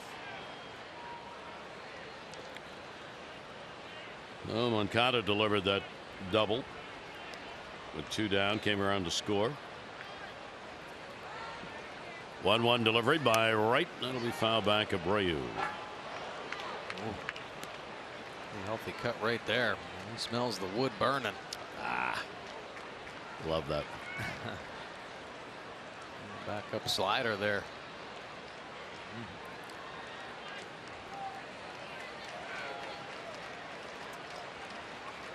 1-2, 2 down.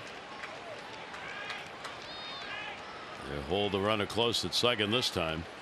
Abreu will foul it back. One of the great moments in sports for me of all time was the All-Star game in Boston. Ted Williams present and honored. They had the all-decade king, Mark McGwire. Rusty Staub helps bring Ted out to the mound in a cart. First thing Ted wants to do is talk to Mark McGwire, and the first thing he says to McGwire is, "Can you smell it?" And Mark said, "I knew exactly what he meant the moment he said it, and we had never talked about it before." Ooh, that one's going to catch him on the foot. He'll head down to first base. And what he was talking about, of course, was that McGwire hits the ball so hard, just what Mike was saying right there about Abreu, that guys can actually smell the wood burning on the bat because they hit it so hard. And Ted knew the way McGwire swung that he must be able to smell it. Well, and he said, "Yes, sir, I do. I do smell it." McGwire, and Mark said, "I thought I was crazy. I never said that to anybody because I thought they'd think I was nuts." And then he said, "Williams is asking me. Right. You smell the wood burn." Yeah. Yeah, it's a good smell, but McGwire would catch his bats on fire. He swung so hard. Yeah, really. Runners on at first and second base now, 2 down. It's a big at bat. Here's Garcia, and he will take the slider outside for a ball. 1-0 ball game. Runs hard to come by in this one. And Garcia, the cleanup batter, has flied out a couple of times. He's had a home run, couple of RBIs. 1-0 count. Defense straight up in the outfield on Garcia. And he'll take the pitch, and that will catch the outside corner. So Mike Wright Jr. trying to work his way through without allowing another run to score here in the 6th inning. Yeah, good spot right there. And of course, Mike could play his slider off that fastball down and away. But you keep sticking him there, he'll get out of this inning in a hurry. Runners off first and second. 1-1 delivery on the way, and he did get him to chase. Garcia had no chance on reaching that one. Nice hard slider right there. We talked about Wright. He threw a little spell where he lost a lot of velocity. But 95-mile-an-hour fastball here tonight, and then that 89-mile-an-hour slider. There's some pretty heavy velocity there. 1-2. And Wright will wait. Garcia had been out 4 games, knee problem. Came back on the 7th of this month.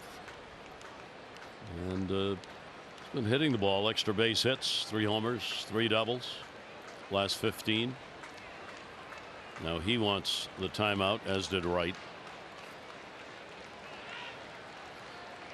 Evisel Garcia, their right fielder, .314 lifetime average against the Orioles, 3 career home runs against the O's.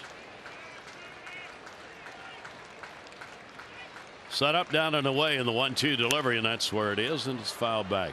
Maybe caught a little more of the plate than he wanted, but gets the foul ball. Well, pretty good pitch though, 95 miles an hour. And out on that outer third, force him to reach out. If he's going to beat you, force him to beat you the other way. Good fastball there. We saw him turn and burn last night for a home run. Tough at bat. Wright with the 1-2 delivery again. Ground ball to the hole. Backhanded Beckham. He's got to go to first. And a good stretch made by Davis to get the out. Run in, 3 hits, 2 are left on. Take a look at our Ram Do-Ups, brought to you by Ram Trucks. Experience the power and toughness of Ram at your local dealer, or log on to ramtrucks.com to get to work. Guts, glory, Ram.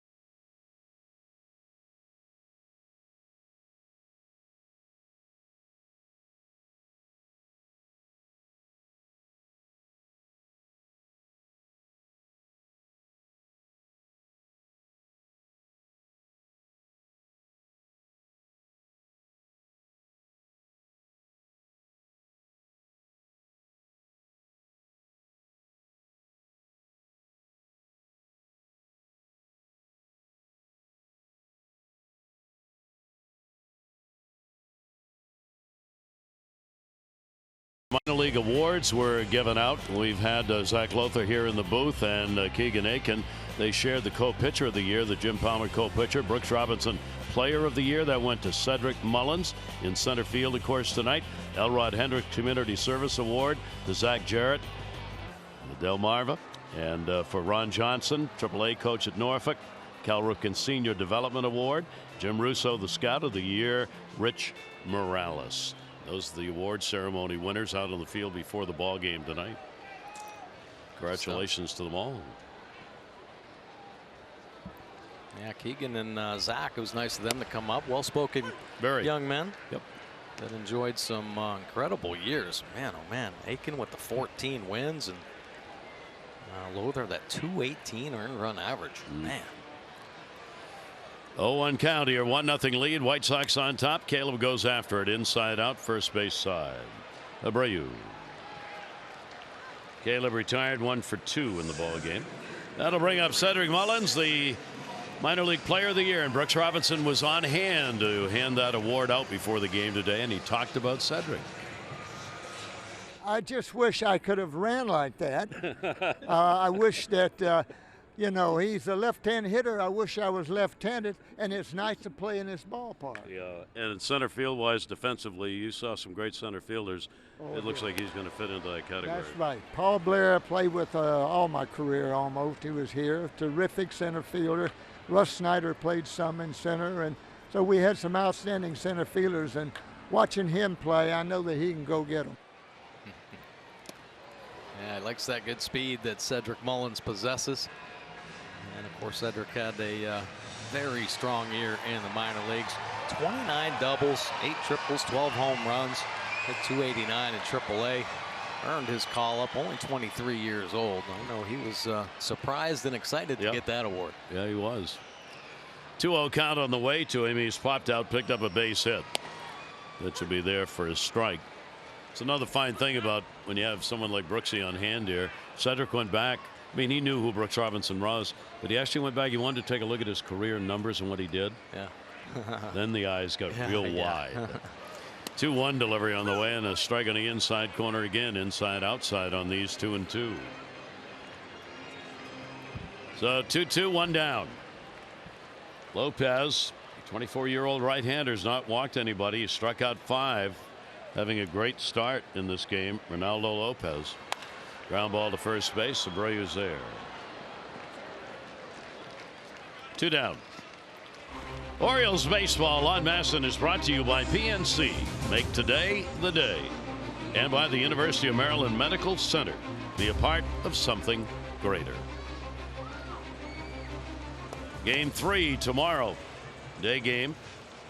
We'll be on the air with it at 12:30 O's Extra, 1 o'clock for the ball game. David Hess has been named the starter for the Orioles. Lucas Giolito, who is 10-10, will be on the mound for Chicago. Here's Villar, hit into a double play and a strikeout. Pitch is in there for a strike to him. Jonathan Villar with 2 down and nobody on. Orioles hope tomorrow will be the rubber match of the 3-game set, with the White Sox having won the opener last night 8-6. Engel is there and puts it away. Only took 9 pitches. Lopez could not be doing a much better job than what he's doing in this game.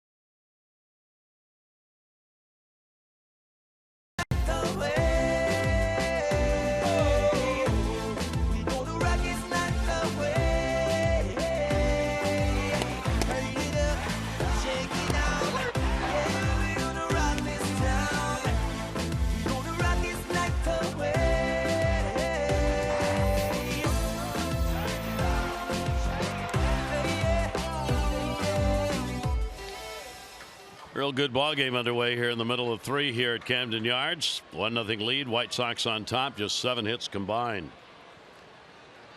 Mike Wright Jr. remains on in relief. Found that final out in the 6th inning. Nicky Delmonico. Delmonico has struck out twice. Gone 1 for 4 in the first 2 games of this series.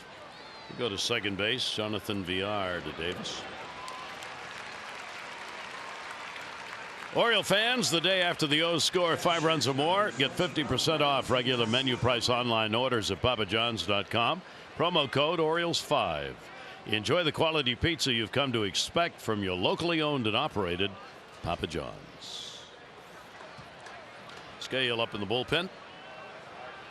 There's a survivor right there. If he comes in, we'll get to tell you about him, but he's earned a major league chance. Yeah. 1 down, nobody on. That'll bring Castillo up. He has struck out and walked. Wellington Castillo, dangerous. That long ball. Pitch will be taken on the inside corner for a strike. 0-1.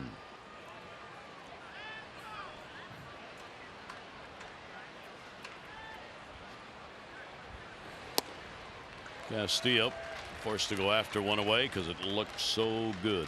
Yeah, beautiful slider there. I mean, a nice slider to get into the count, and then just pushing one off the plate, starting it on the dish and working off. Well executed. 0-2. 20 home runs last year with the Orioles.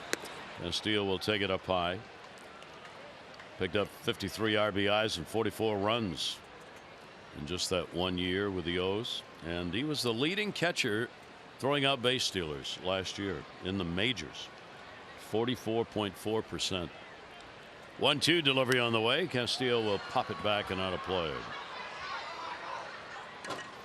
Yeah, he had a strong year, and I know a lot of fans remember after the month of September, the Orioles were a game out. I mean, they were fighting to get back into that wild card, and then September just the wheels fell off, and they had not recovered since. Really. No, true. This whole season has been a continuation of last September. Good pitch by Wright. Man, a quality slider right there. Castillo had seen right before, gives him a little nod of approval. Like, wow, that slider's improved quite a bit. They're hammering one down and away, starts it on the plate. He thinks he's going to bring the two-seamer back on that outside corner, but no, this one dive bombing down and away. So a couple down. Talking to teammates about what he saw in that at bat. 2 down, nobody on. Matt Davidson. Davidson, a designated hitter. 0 for 2 in this ball game and 2 for 8 on the year against the Orioles.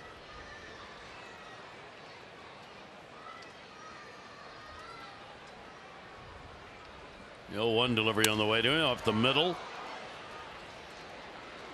And the play will be made by VILLAR. Again, that hit on the mound hit right a little bit, and he slowed it down and contributes to the out. 1, 2, 3, 7th inning stretch time.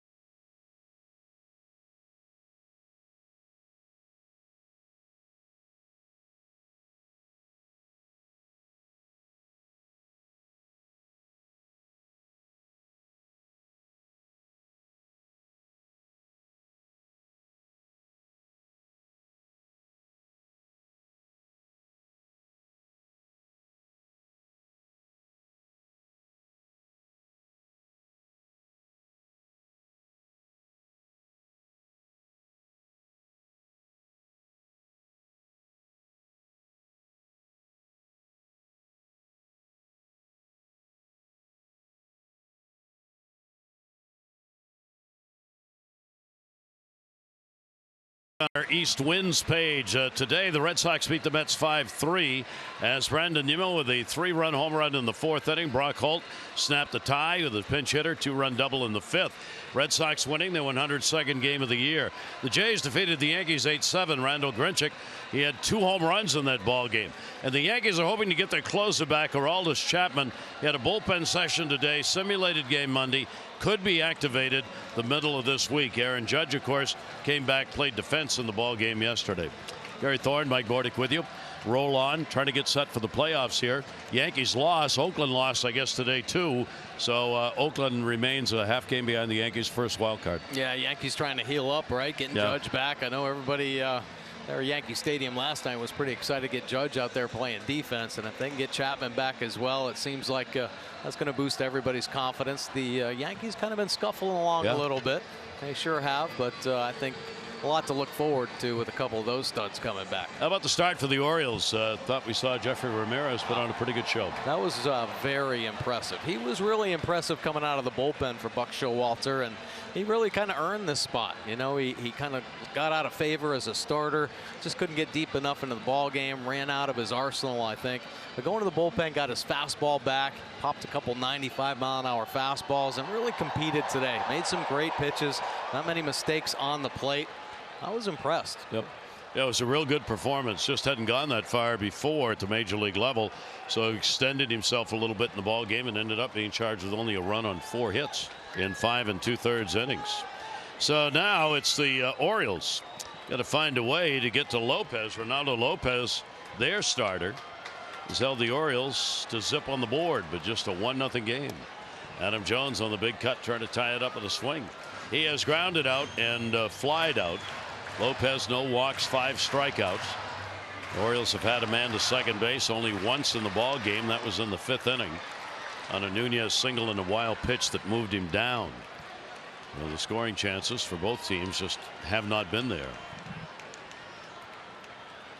0-1 delivery on the way. Adam will take it. It'll be a strike in and up on the letters. 0-2. Back-to-back sliders right there. Of course, maybe a little advantage with Wellington Castillo doing the catching. Kind of a true scouting report. He knows a lot of the Oriole hitters, at least Adam. Had to reach for that. They were playing the other way, but the ball not hit hard. Moncada able to get it. And Adam Jones is retired for the out. A question of whether a first baseman has stayed on the base. Join fellow University of Maryland students, alumni, and supporters. University Night at Oriole Park. Fans purchasing University of Maryland University Night ticket packages receive a unique Orioles cap featuring the Terps colors and logo. Caps are limited. Be sure to reserve your seats now. Go to Orioles.com/university. It'll be on September 19. So 1 down, nobody on. Here's Mancini. He struck out and grounded out.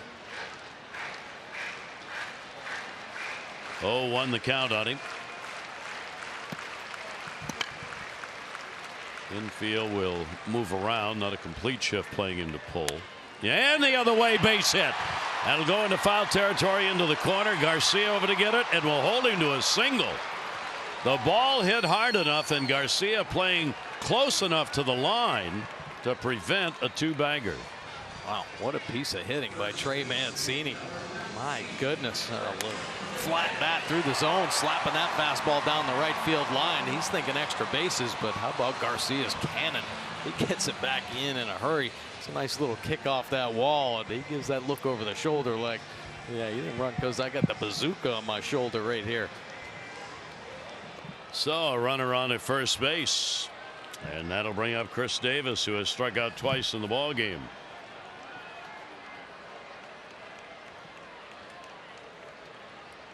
Sanchez is still in at third base, and the pitch will be taken inside for a ball. By the way, Oakland has not lost today. Let me correct myself on that. They're playing tonight, and they are tied in the 8th inning against Tampa Bay. So if Oakland wins their ball game, they're going to move into the #1 wild card spot, a half game ahead of the Yankees. Man, played a tight one last night against the Rays, 2-1, extra innings. Yep. 1-0 count, 1 down. Davis. Long look over to first base. Now Sanchez will back up at third and go into a full shift mode. Why would you play in on the first 2 pitches if you thought there might be a bunt and the count's 2-0 and you move back? I doesn't think the crusher's going to lay one down in this hitter's count, I guess. Yeah. 2-0 delivery on the way. Davis will take it. It'll be down low. So anyway they'll come right now, the Orioles, with only 1 out. Beckham on deck. Lopez, who has not walked a batter, falls behind 3-0. And Chris Davis, chance to get on. Give the Orioles a chance for a big 7th. 3-0 pitch on the way. Had a green light. Give him a chance to drive one. Yeah, he got an elevated fastball there and took a healthy cut. It was a great 2-0 take on a changeup that stayed at the bottom of the zone, dropped out. Skipper with the signs. With Renteria. giving them to Castillo as to what to do regarding the runner, who's not going to go anywhere. Trey Mancini is the runner. 3-1 delivery on the way to Davis. 96. Tough pitch to get to, but if Davis runs into that one, that's going to go a long way. He'll jump out into that Oriole bullpen. Pretty good swing. Get another one on the dish.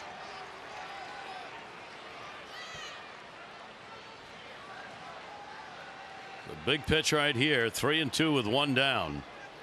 Abreu is holding Mancini at first.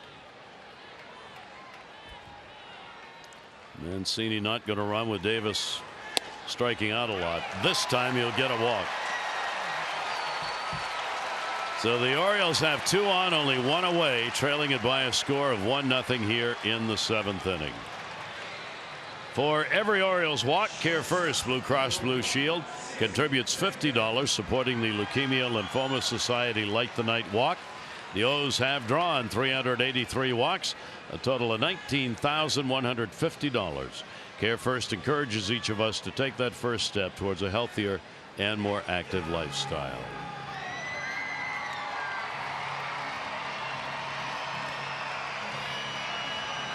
Orioles get their first walk of the ball game off Lopez. And Tim Beckham, who's gone 0 for 2, will stand in. The runners on at first and second base. And boy, there have been many runners on. One previous chance for the Orioles in these situations. Oh, nice AB by Chris Davis.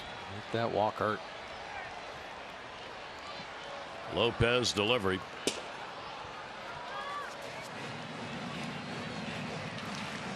Beckham 224 in these situations with runners in scoring position for the Orioles. Way down from last year. Beckham hit .314 in these situations last year, so almost 100 points lower this year. 0-1 count. Mancini and Davis, the Oriole base runners. Breaking ball. Castillo down to block it. 1-1.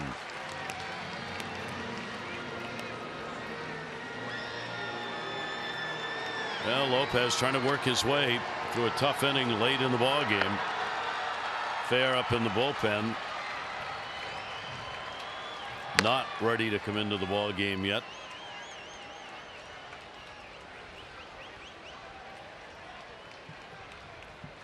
One ball, 1 strike count. Down to third and foul.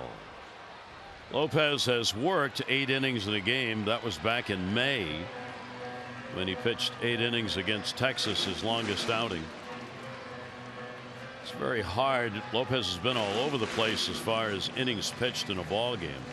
There have been some real short outings. There have been 4 2/3, 4 1/3, 2 innings. But they've been scattered. And then he's up there at 5 2/3, 6 1/3. Yeah. Also inconsistencies. If he doesn't have his off-speed pitches, I think probably in trouble. And tonight he's able to command that slider, the changeup. He's throwing it 0-0. Really keeping the hitters guessing, and it's some quality stuff too. A good live fastball, keep everybody honest. Good command. 1-2. He, of course, looking for that ground ball. 44th major league start for him. 1-2 delivery on the way. Beckham will go off the fist the other way, foul. Now Manaea will get up in the bullpen, so they'll have 2 ready to go. They get ready with left, right. These expanded bullpens, of course, with all the call-ups on the expanded roster. A lot of options for managers.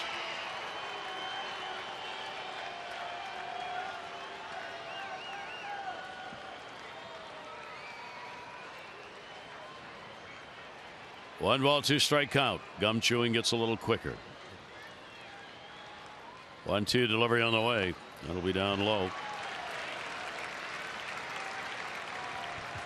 Oh, Beckham, count goes 2-2. He's being It's a little too fine right now. Get that slider to start on the plate. He might get some swings, but out of the hand. It's a ball, so an easy take right there for Beckham.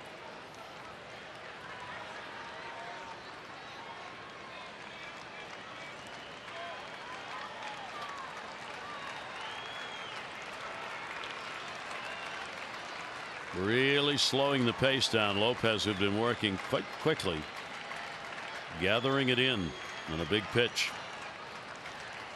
Long hold up high. He's frozen Beckham, and the pitch will be taken down low. That's about as long as you can stand there with that bat in that position. Yeah, he's trying to lull him to sleep, and then a little quick pitch fastball, but he might be running out of steam a little bit. Certainly not as tight as he was early in the ball game. Great command of everything. And spray painting all of his pitches around. Full count, 3-2. Mancini and Davis will get their leads. White Sox have a 1-0 lead in the ball game.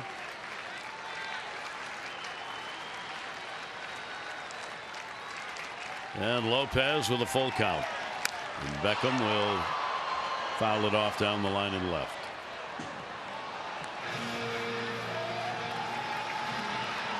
A little up and in change up right there. I don't think there's any question, Mike, right now. Lopez, that tank's on empty. Yeah, he's just trying to find some way, magical way to get an out here. Right. Yeah. A lot more balls thrown in this inning.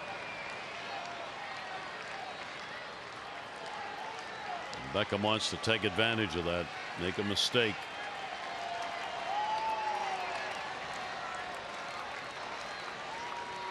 Second time on the 3-2. Almost a protect me swing there in a ball he didn't really want to hit, but he didn't dare let go by. I saw Trey Mancini rifle one of those fastballs away down that right field line. That was pretty close there. Nice job. Tough pitch, right? So you don't want to get too big on the tough ones. So good concentration just to find the barrel. And here's a meeting really to give Lopez a breather. Try to see if he can get through this at bat by Beckham. Adam Hamari, the home plate umpire, will go out to break it up. We're going to see pitch number 9 of this at bat. There have been 5 foul balls. Lopez is searching in the kitchen sink for something to get Beckham out with, because Beckham's seen everything.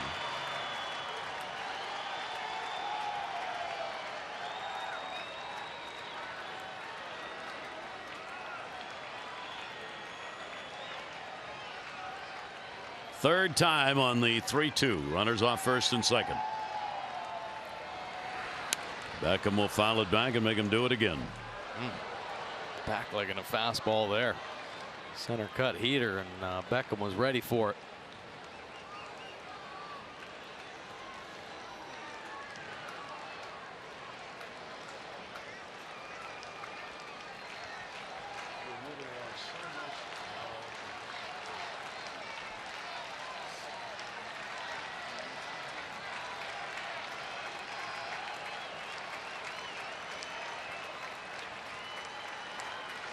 Three-two delivery coming again.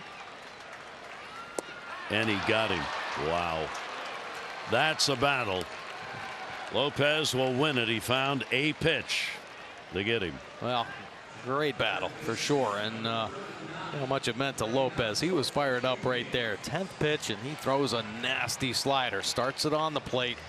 And that's what gets Beckham going. Gets that bat head going a little bit, and it dive bombs down and away.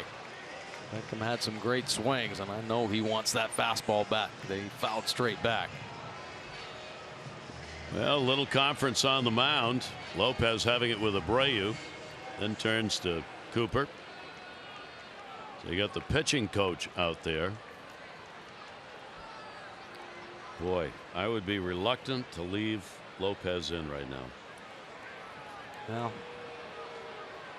but that's a decision they know far better. Yeah, absolutely. You know, he's obviously had a great game. This inning definitely showing some struggles, though, some fatigue.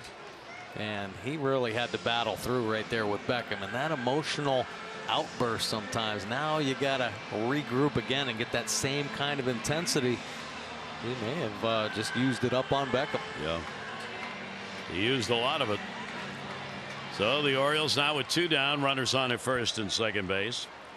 And Nunez has popped out, picked up a base hit. Both teams have 4 hits. White Sox have the 1 run coming in the 6th inning. 2-out double by Sanchez for the RBI. Pitch on the way, and he goes back to the breaking ball away. Orioles getting the single by Mancini with 1 out. Davis the walk. They're on. Beckham the strikeout for 2 down. And now Nunez.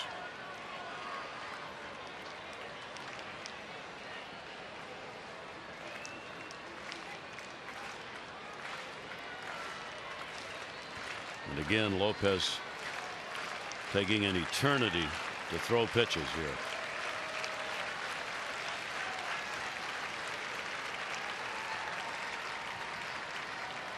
And again, Nunez will step out. Trying to get on the same page. A lot of pitchers do that, get runners on base, and they just slow everything down. Yeah. And he's tired. Yeah, for sure. I mean, there's no question. So he's trying to gather what's left for each of these pitches. 1-0 delivery on the way, and Nunez will slice it foul to right. Still got 97 in there, though. Yeah. Yeah. Nunez has hit only a .143 with runners in scoring position this year. 6 for 42. 1 ball, 1 strike count on him. Outfield shades to left a little bit. They give him the whole right field corner. Garcia's moved over into that power alley in right field. They're playing him to pull. 1 ball, 1 strike delivery went away. Again at 97. 2-1.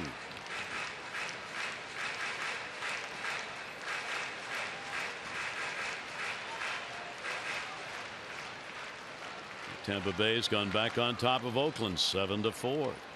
They're in the 8th inning. Oakland's looked at that scoreboard, and seen the Yankees have lost. Scoreboard watching time for the clubs involved. Nunez 2-1.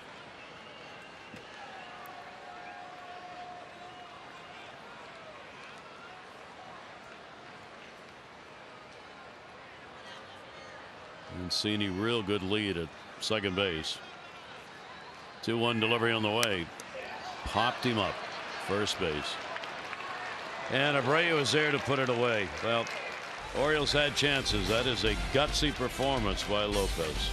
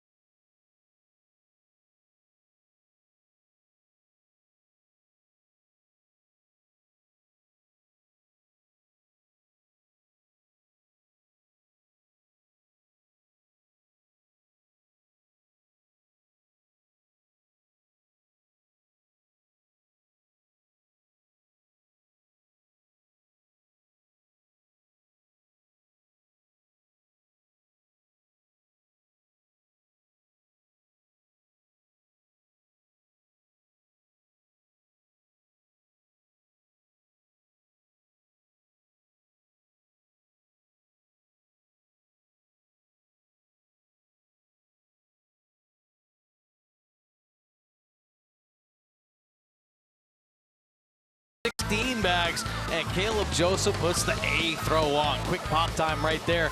And then how about 26 stolen bases for Anderson on the year? Caleb Joseph tested, and he puts it on the money one more time. Caleb came into this game with a 31% throwout rate. Well, it just went up, throwing out a couple of the White Sox best base stealers. Real pretty night tonight on the Inner Harbor. Nice late summer evening here at the ballpark at Camden Yards. And the pitch will be taken for a strike on the outside corner. Mike Wright Jr. on in relief. Jeffrey Ramirez, just 1 run, 4 hits, 5 2/3 innings, only 1 walk and 7 strikeouts. And the pitch will be taken outside, but the Orioles did not find a way to get to that 24-year-old Fernando Lopez. Came up with some good pitches there at the end. Boy, was he intense. Big battle with Beckham. Tim Anderson inside out. Jones. 8th inning, 1 down. The Orioles invite all fans ages 21 and over to come and enjoy an Oktoberfest celebration when the Orioles host the first Oztoberfest at Oriole Park Friday, September 28th.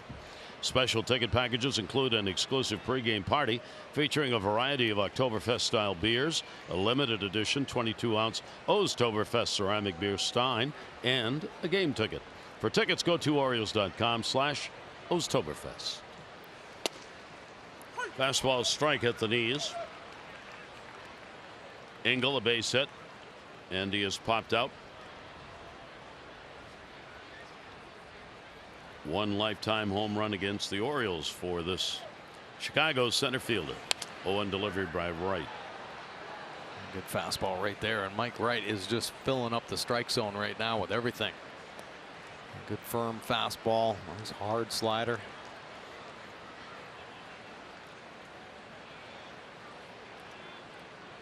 Ahead of him 0-2. And the pitch will be taken up and in. He had 91 starts last year with the White Sox in center field, but hit only a .166. 6 home runs, 21 RBIs.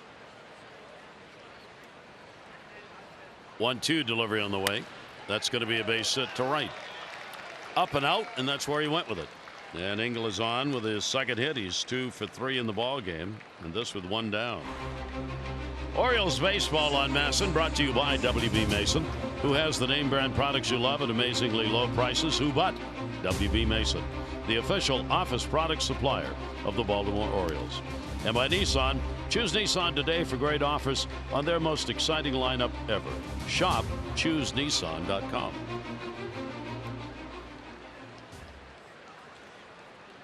Moncada at the top of the order.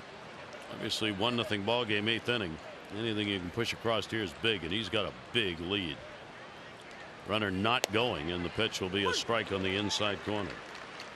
Engel was challenging Wright to throw over to first base. Yeah, he wants to see his move. So having a one-way lead, probably getting out as far as he can go, and probably just heading right back to first base. Trying to get a quick look at Wright's. Wants to see his A move right out of the gate. Second leading base stealer for the White Sox behind Anderson. Went around, home plate umpire the call on that one. Well, Moncada could not hold that bat back. 1 for 3 in the ball game and a big hit. He got a double in the 6th inning, and then came home on a Sanchez double. Put the only run up on the board. 0-2. Runner not going. Wright teases him away with a close pitch. 1-2.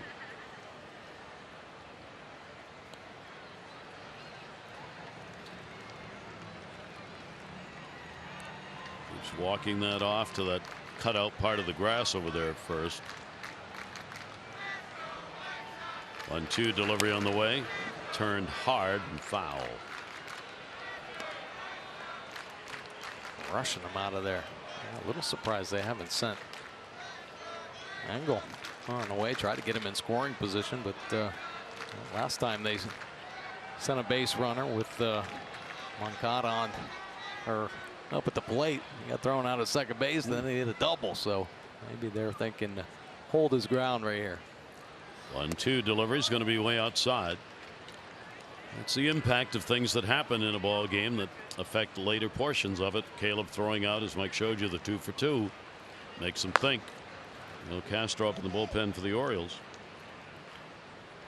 And you got to believe he's got a green light over there. He's got 16 stolen bases, so if he feels comfortable, he's probably free to go. There aren't many managers anymore that require runners to take a steal sign. Used to be you didn't go unless you got the sign. In this day and age, runners who can run are generally given a green light, and you take it off. Well, that doesn't happen very often. Right. Yeah, we haven't seen the best base running this season.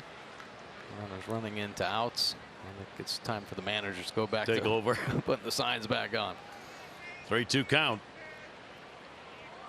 Runner goes. Swing and a miss. Caleb's got him again. Oh, mercy! Right on the money. He has made 3 fantastic throws. That is a strike him out, throw him out, double play. And Caleb gets him his first major league game in which he has caught 3 base stealers. 1-0 White Sox.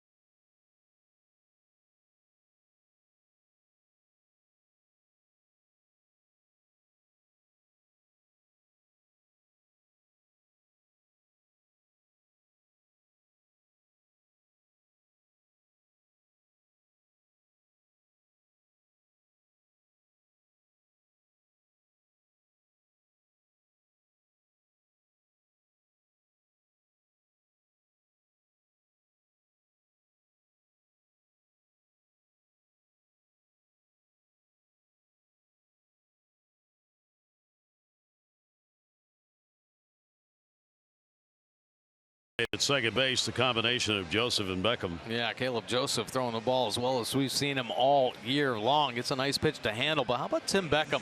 Let's throw up the line a little bit, and he takes that step up with the left foot.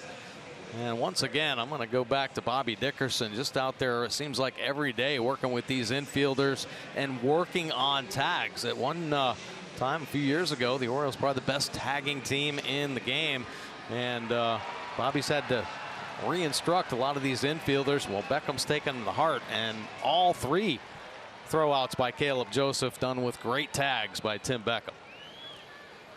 So the starter is out, and they'll go to the bullpen here in this 1-0 game. Yeah, take a look at Lopez's line, though, quickly. 7 strong innings, only the 4 hits on the board with the 6 punch-outs. Got a little tired there at the end, but nice job. Regular oil change at Jiffy Lube will help your vehicle's engine run cleaner and longer. Jiffy Lube, drive in today. Joey Rickard is going to be the pinch hitter against the left-hander.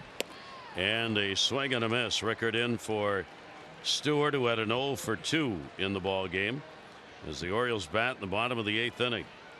You see Caleb Frere's numbers rolling across the screen there. Opponent sitting .308 this season with the White Sox, but most of his time in the minor leagues with the Yankees.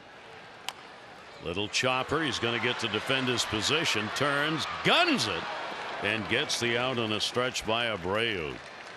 That's a good play. It really is. Pitchers can help themselves a lot more than they think. It isn't all about just throwing strikes and balls. He gets himself in a good position, turns, and in balance sets himself on that backside, throws a strike to Abreu. Take a look at Joey Rickard, the little chopper, and he has a little slip out of the box, and that might have cost him that knock as he gets thrown out by that step. 0-1 down. Here's Caleb, gets a nice hand for his work behind the plate. He has had a single and he has popped out, and the pitch is in there for a strike to him.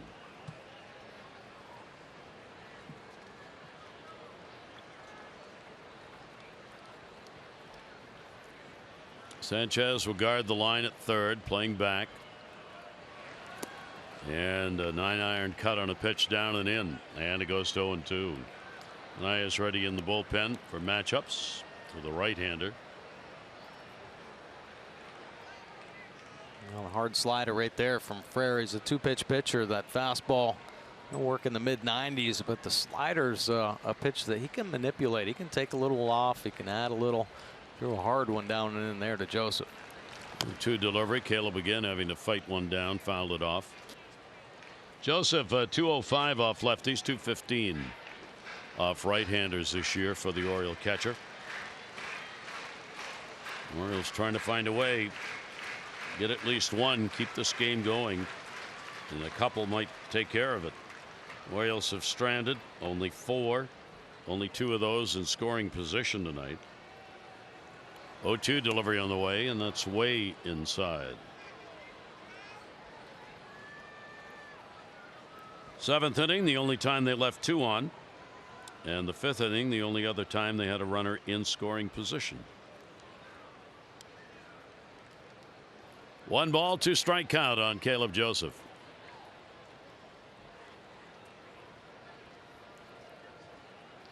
Left-hander's delivery to him. Down the line, right field, over near the stands, and it'll end up foul for the folks down the right field line.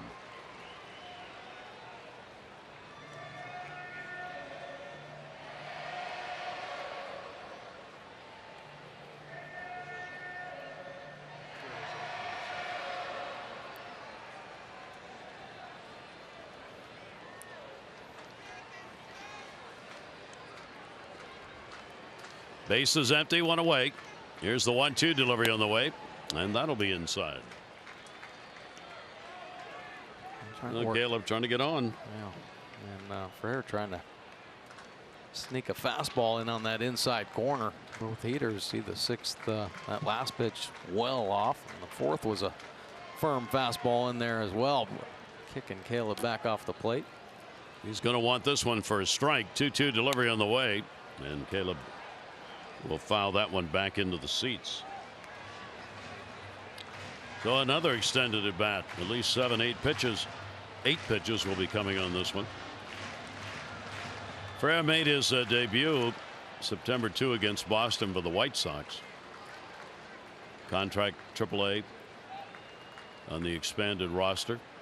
As Mike said, not a lot of games in the Chicago organization. 2-2 delivery, and again fought back.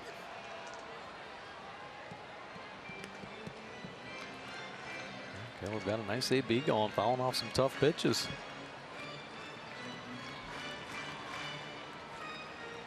He's been seeing the ball really well, nice and quiet in the box, and that's why he's able to foul off those nasty pitches. Seeing him just a little bit better. 2-2.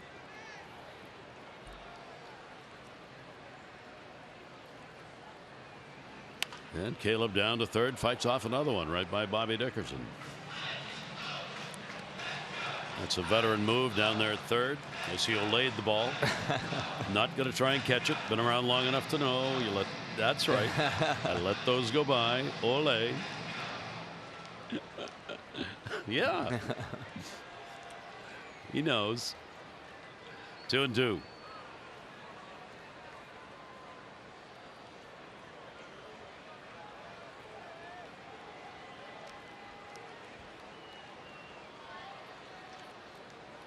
Left-hander tries it again. This time he gets it out to left field towards the gap, but it's playable. Delmonico's over there to put it away, and there are 2 down. Another big at bat, and to the pitcher. The 2019 Orioles Pet Calendar presented by PetER is now on sale. Orioles.com/pet calendar. Proceeds benefit Barks, Baltimore Animal Rescue and Care Shelter. Each year this calendar sells out, so grab your copy now at Orioles.com/pet calendar. 2 down, bases empty. Cedric Mullins 1 for 3 in the ball game.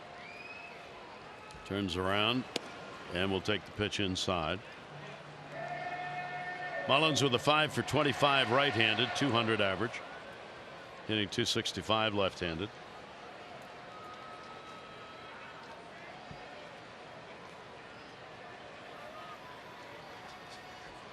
.1-0 delivery, and the fastball at 95 miles an hour will be taken up high. Look at this White Sox defense. Everybody sucked in.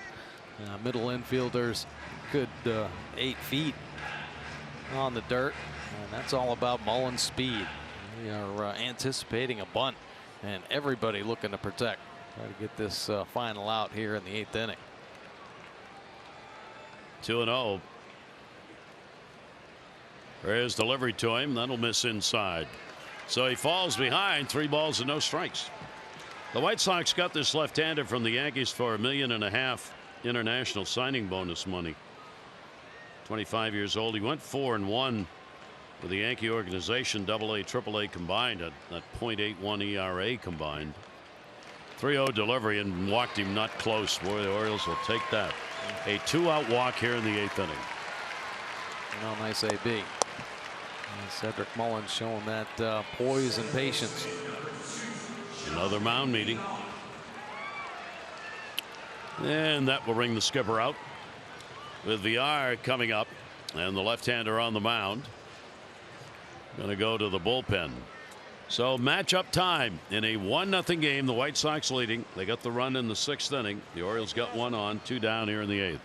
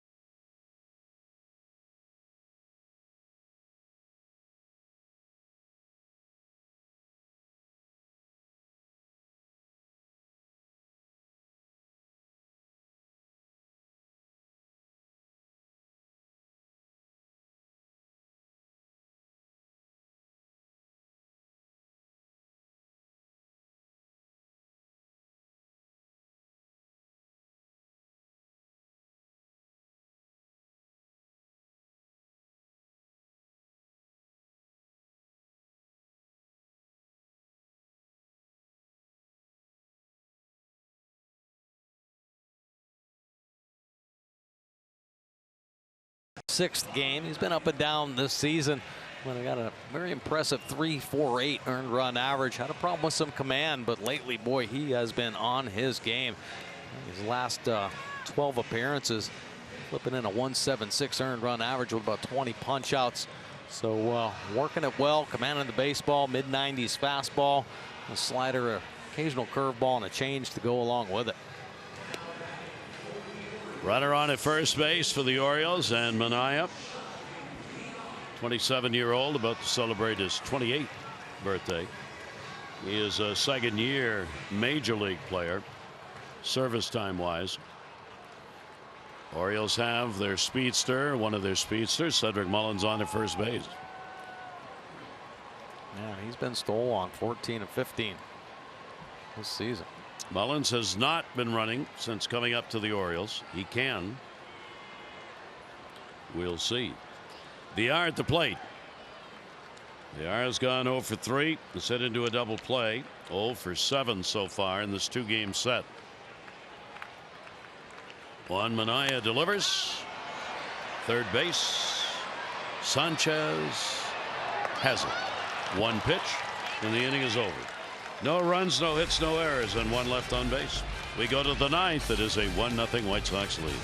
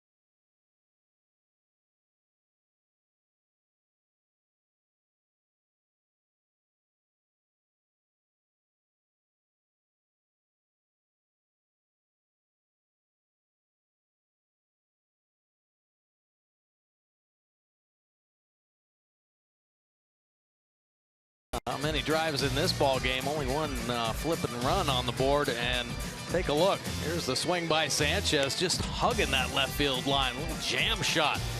And Moncada able to come around to score. Sanchez with the double. And that has been it. Hurry to your local Ford dealers for great savings on cars, trucks, and SUVs. Well, Michael Gibbons coming out of the Oriole bullpen right now, trying to get the offense back in there. Gibbons' 63rd appearance out of the Oriole bullpen, 4.39 earned run average, 74 punch-outs for Gibbons this season. And the opponent's hitting 238. This year, lefty's getting him a little bit at a 268 clip, but the righty's still a hard time. 219. Of course, Gibbons turning his back to the hitters. Makes those righties feel a little bit more uncomfortable. 9th inning. Yolmer Sanchez with a big RBI double, 1 for 3. He will take the strike. He's faced Gibbons a couple of times and has gone 0 for 2. So right out of there, 2 1/3. Great job in relief. 1 hit, 1 strikeout. Only run being charged to the Orioles starter, Jeffrey Ramirez. And that was 1 run on 4 hits in 5 2/3 innings. But the Orioles could get nothing off Lopez. No runs, 4 hits over 7. 1-1 delivery will be slapped down the left field side, not a play. Yeah, pitchers look good tonight. Rickard is out there in left field. Ramirez, you got to feel good about that outing, and I know Mike Wright Jr. he needed one of those. That was impressive. Good velocity tonight. Good command. 1-2 delivery by Gibbons.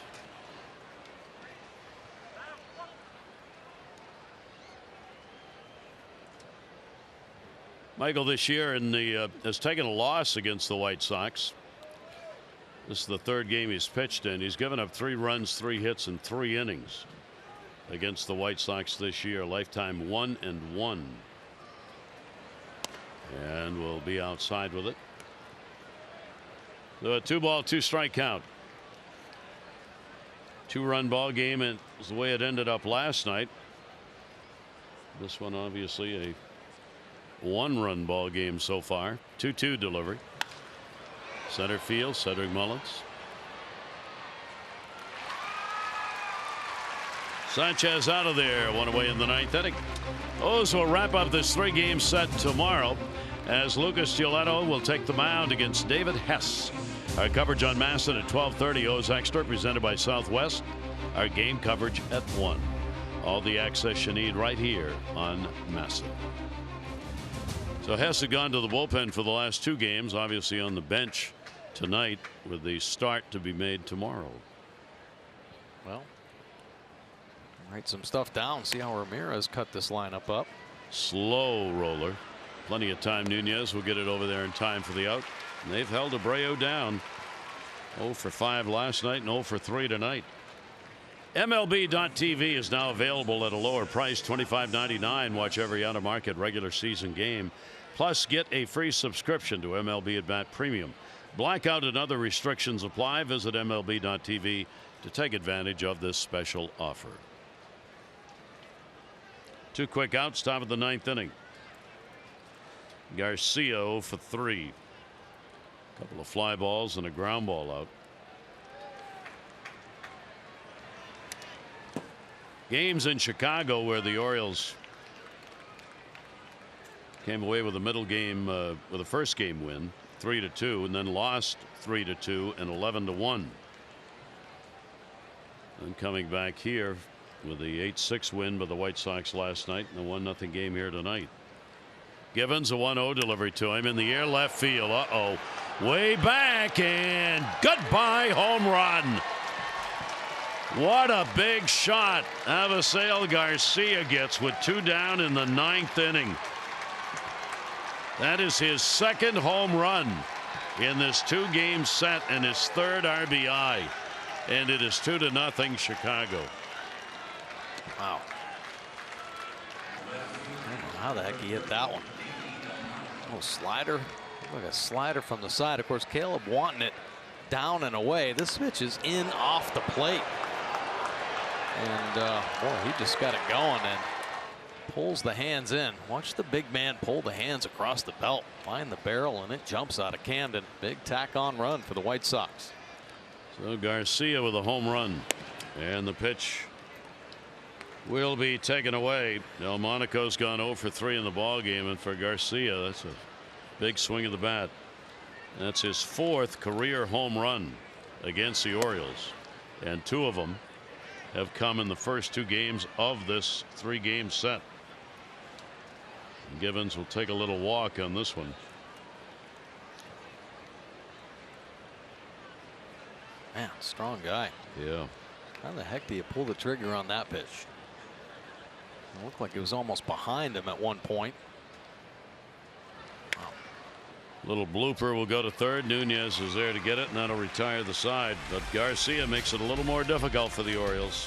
1 run, 1 hit, nobody left. 9th inning. Garcia 2-0.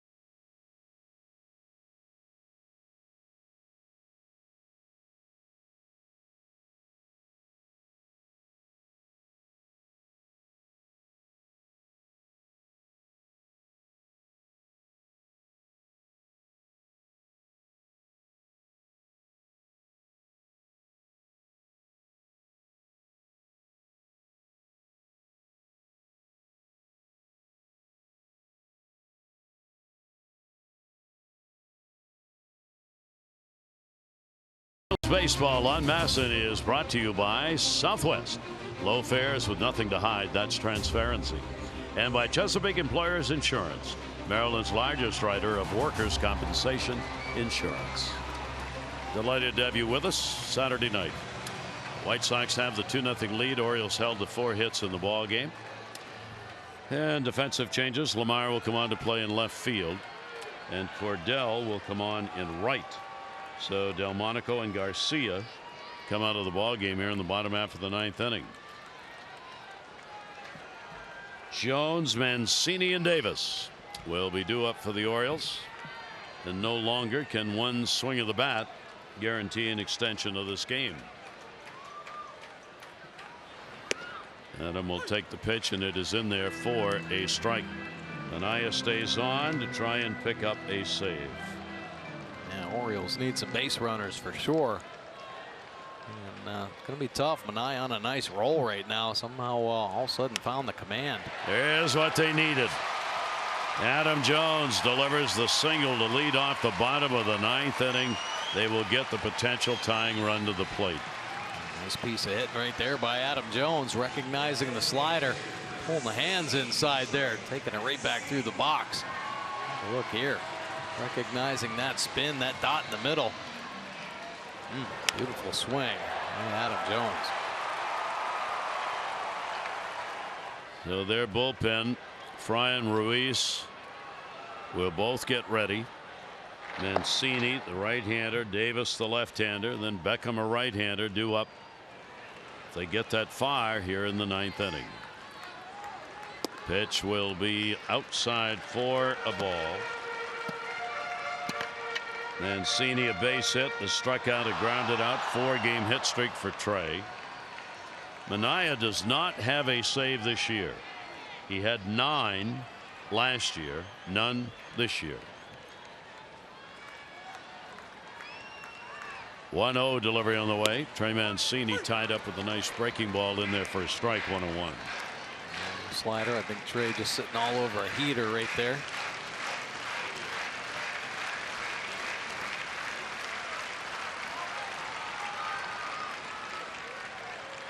Just a 2-pitch pitcher to the righties, fastball, slider. Jones off first base, 1-1 delivery, tagged to left field, we're right at him.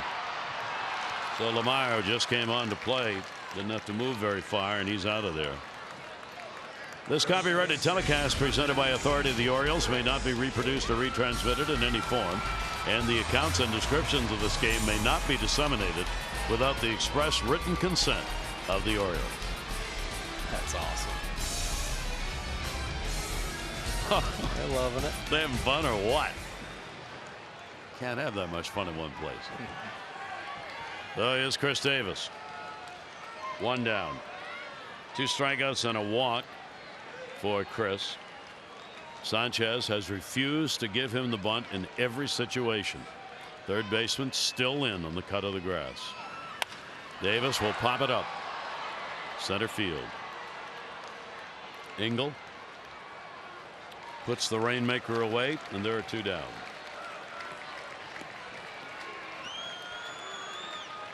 So that will leave it up to Tim Beckham. Beckham coming up. 2 strikeouts, and he has popped out.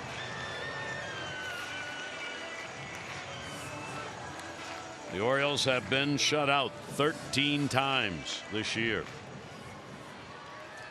The White Sox have had 7 shutouts to their credit.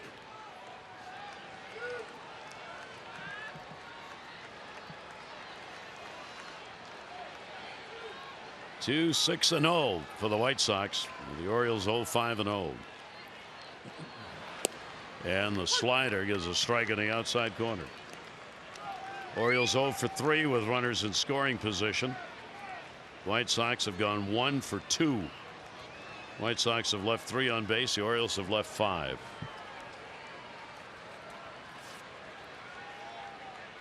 Trying to make a winner out of Lopez, their starter.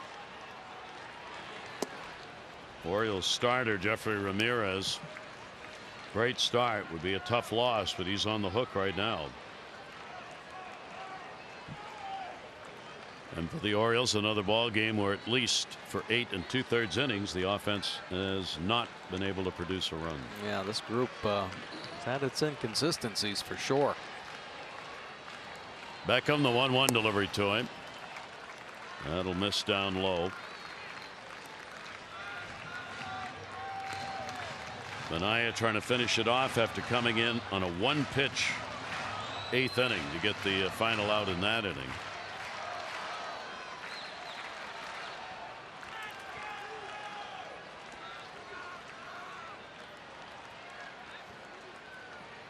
Two ball, 1 strike count. Adam Jones on at first base.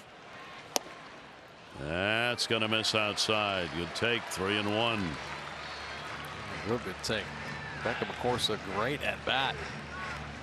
His last AB, 10 pitch AB that ended up going down on, but fouling off some tough pitches. Looking to work another good one here. 3-1.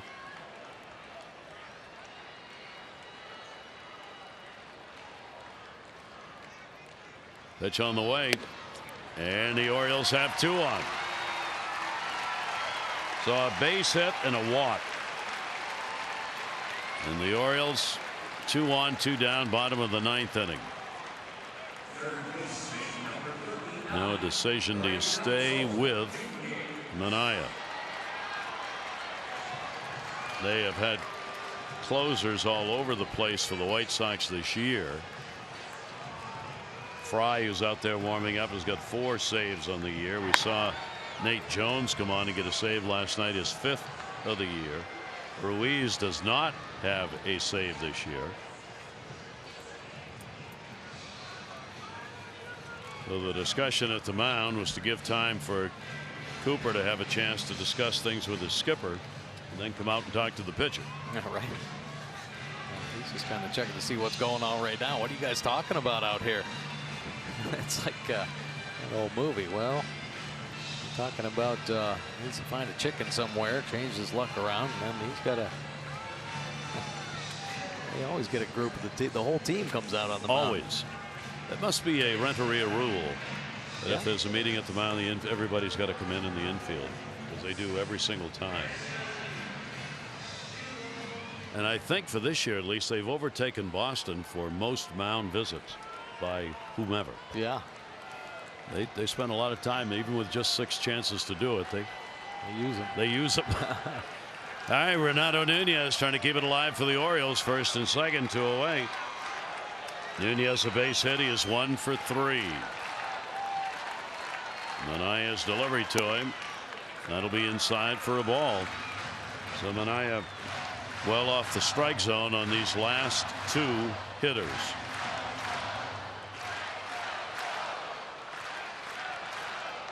This is that big home run hit by Garcia in the 9th. It makes it that much more difficult for the Orioles. That one will come back in. Catches the corner, and a 1-ball 1-strike count.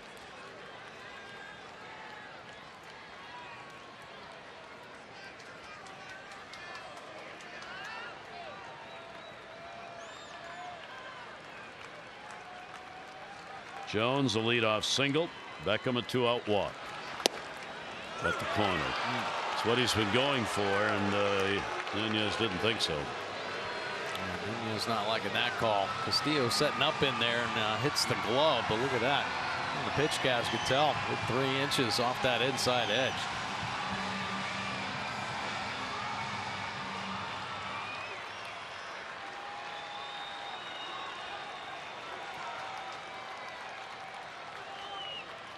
One ball, 2-strike count, 2 away.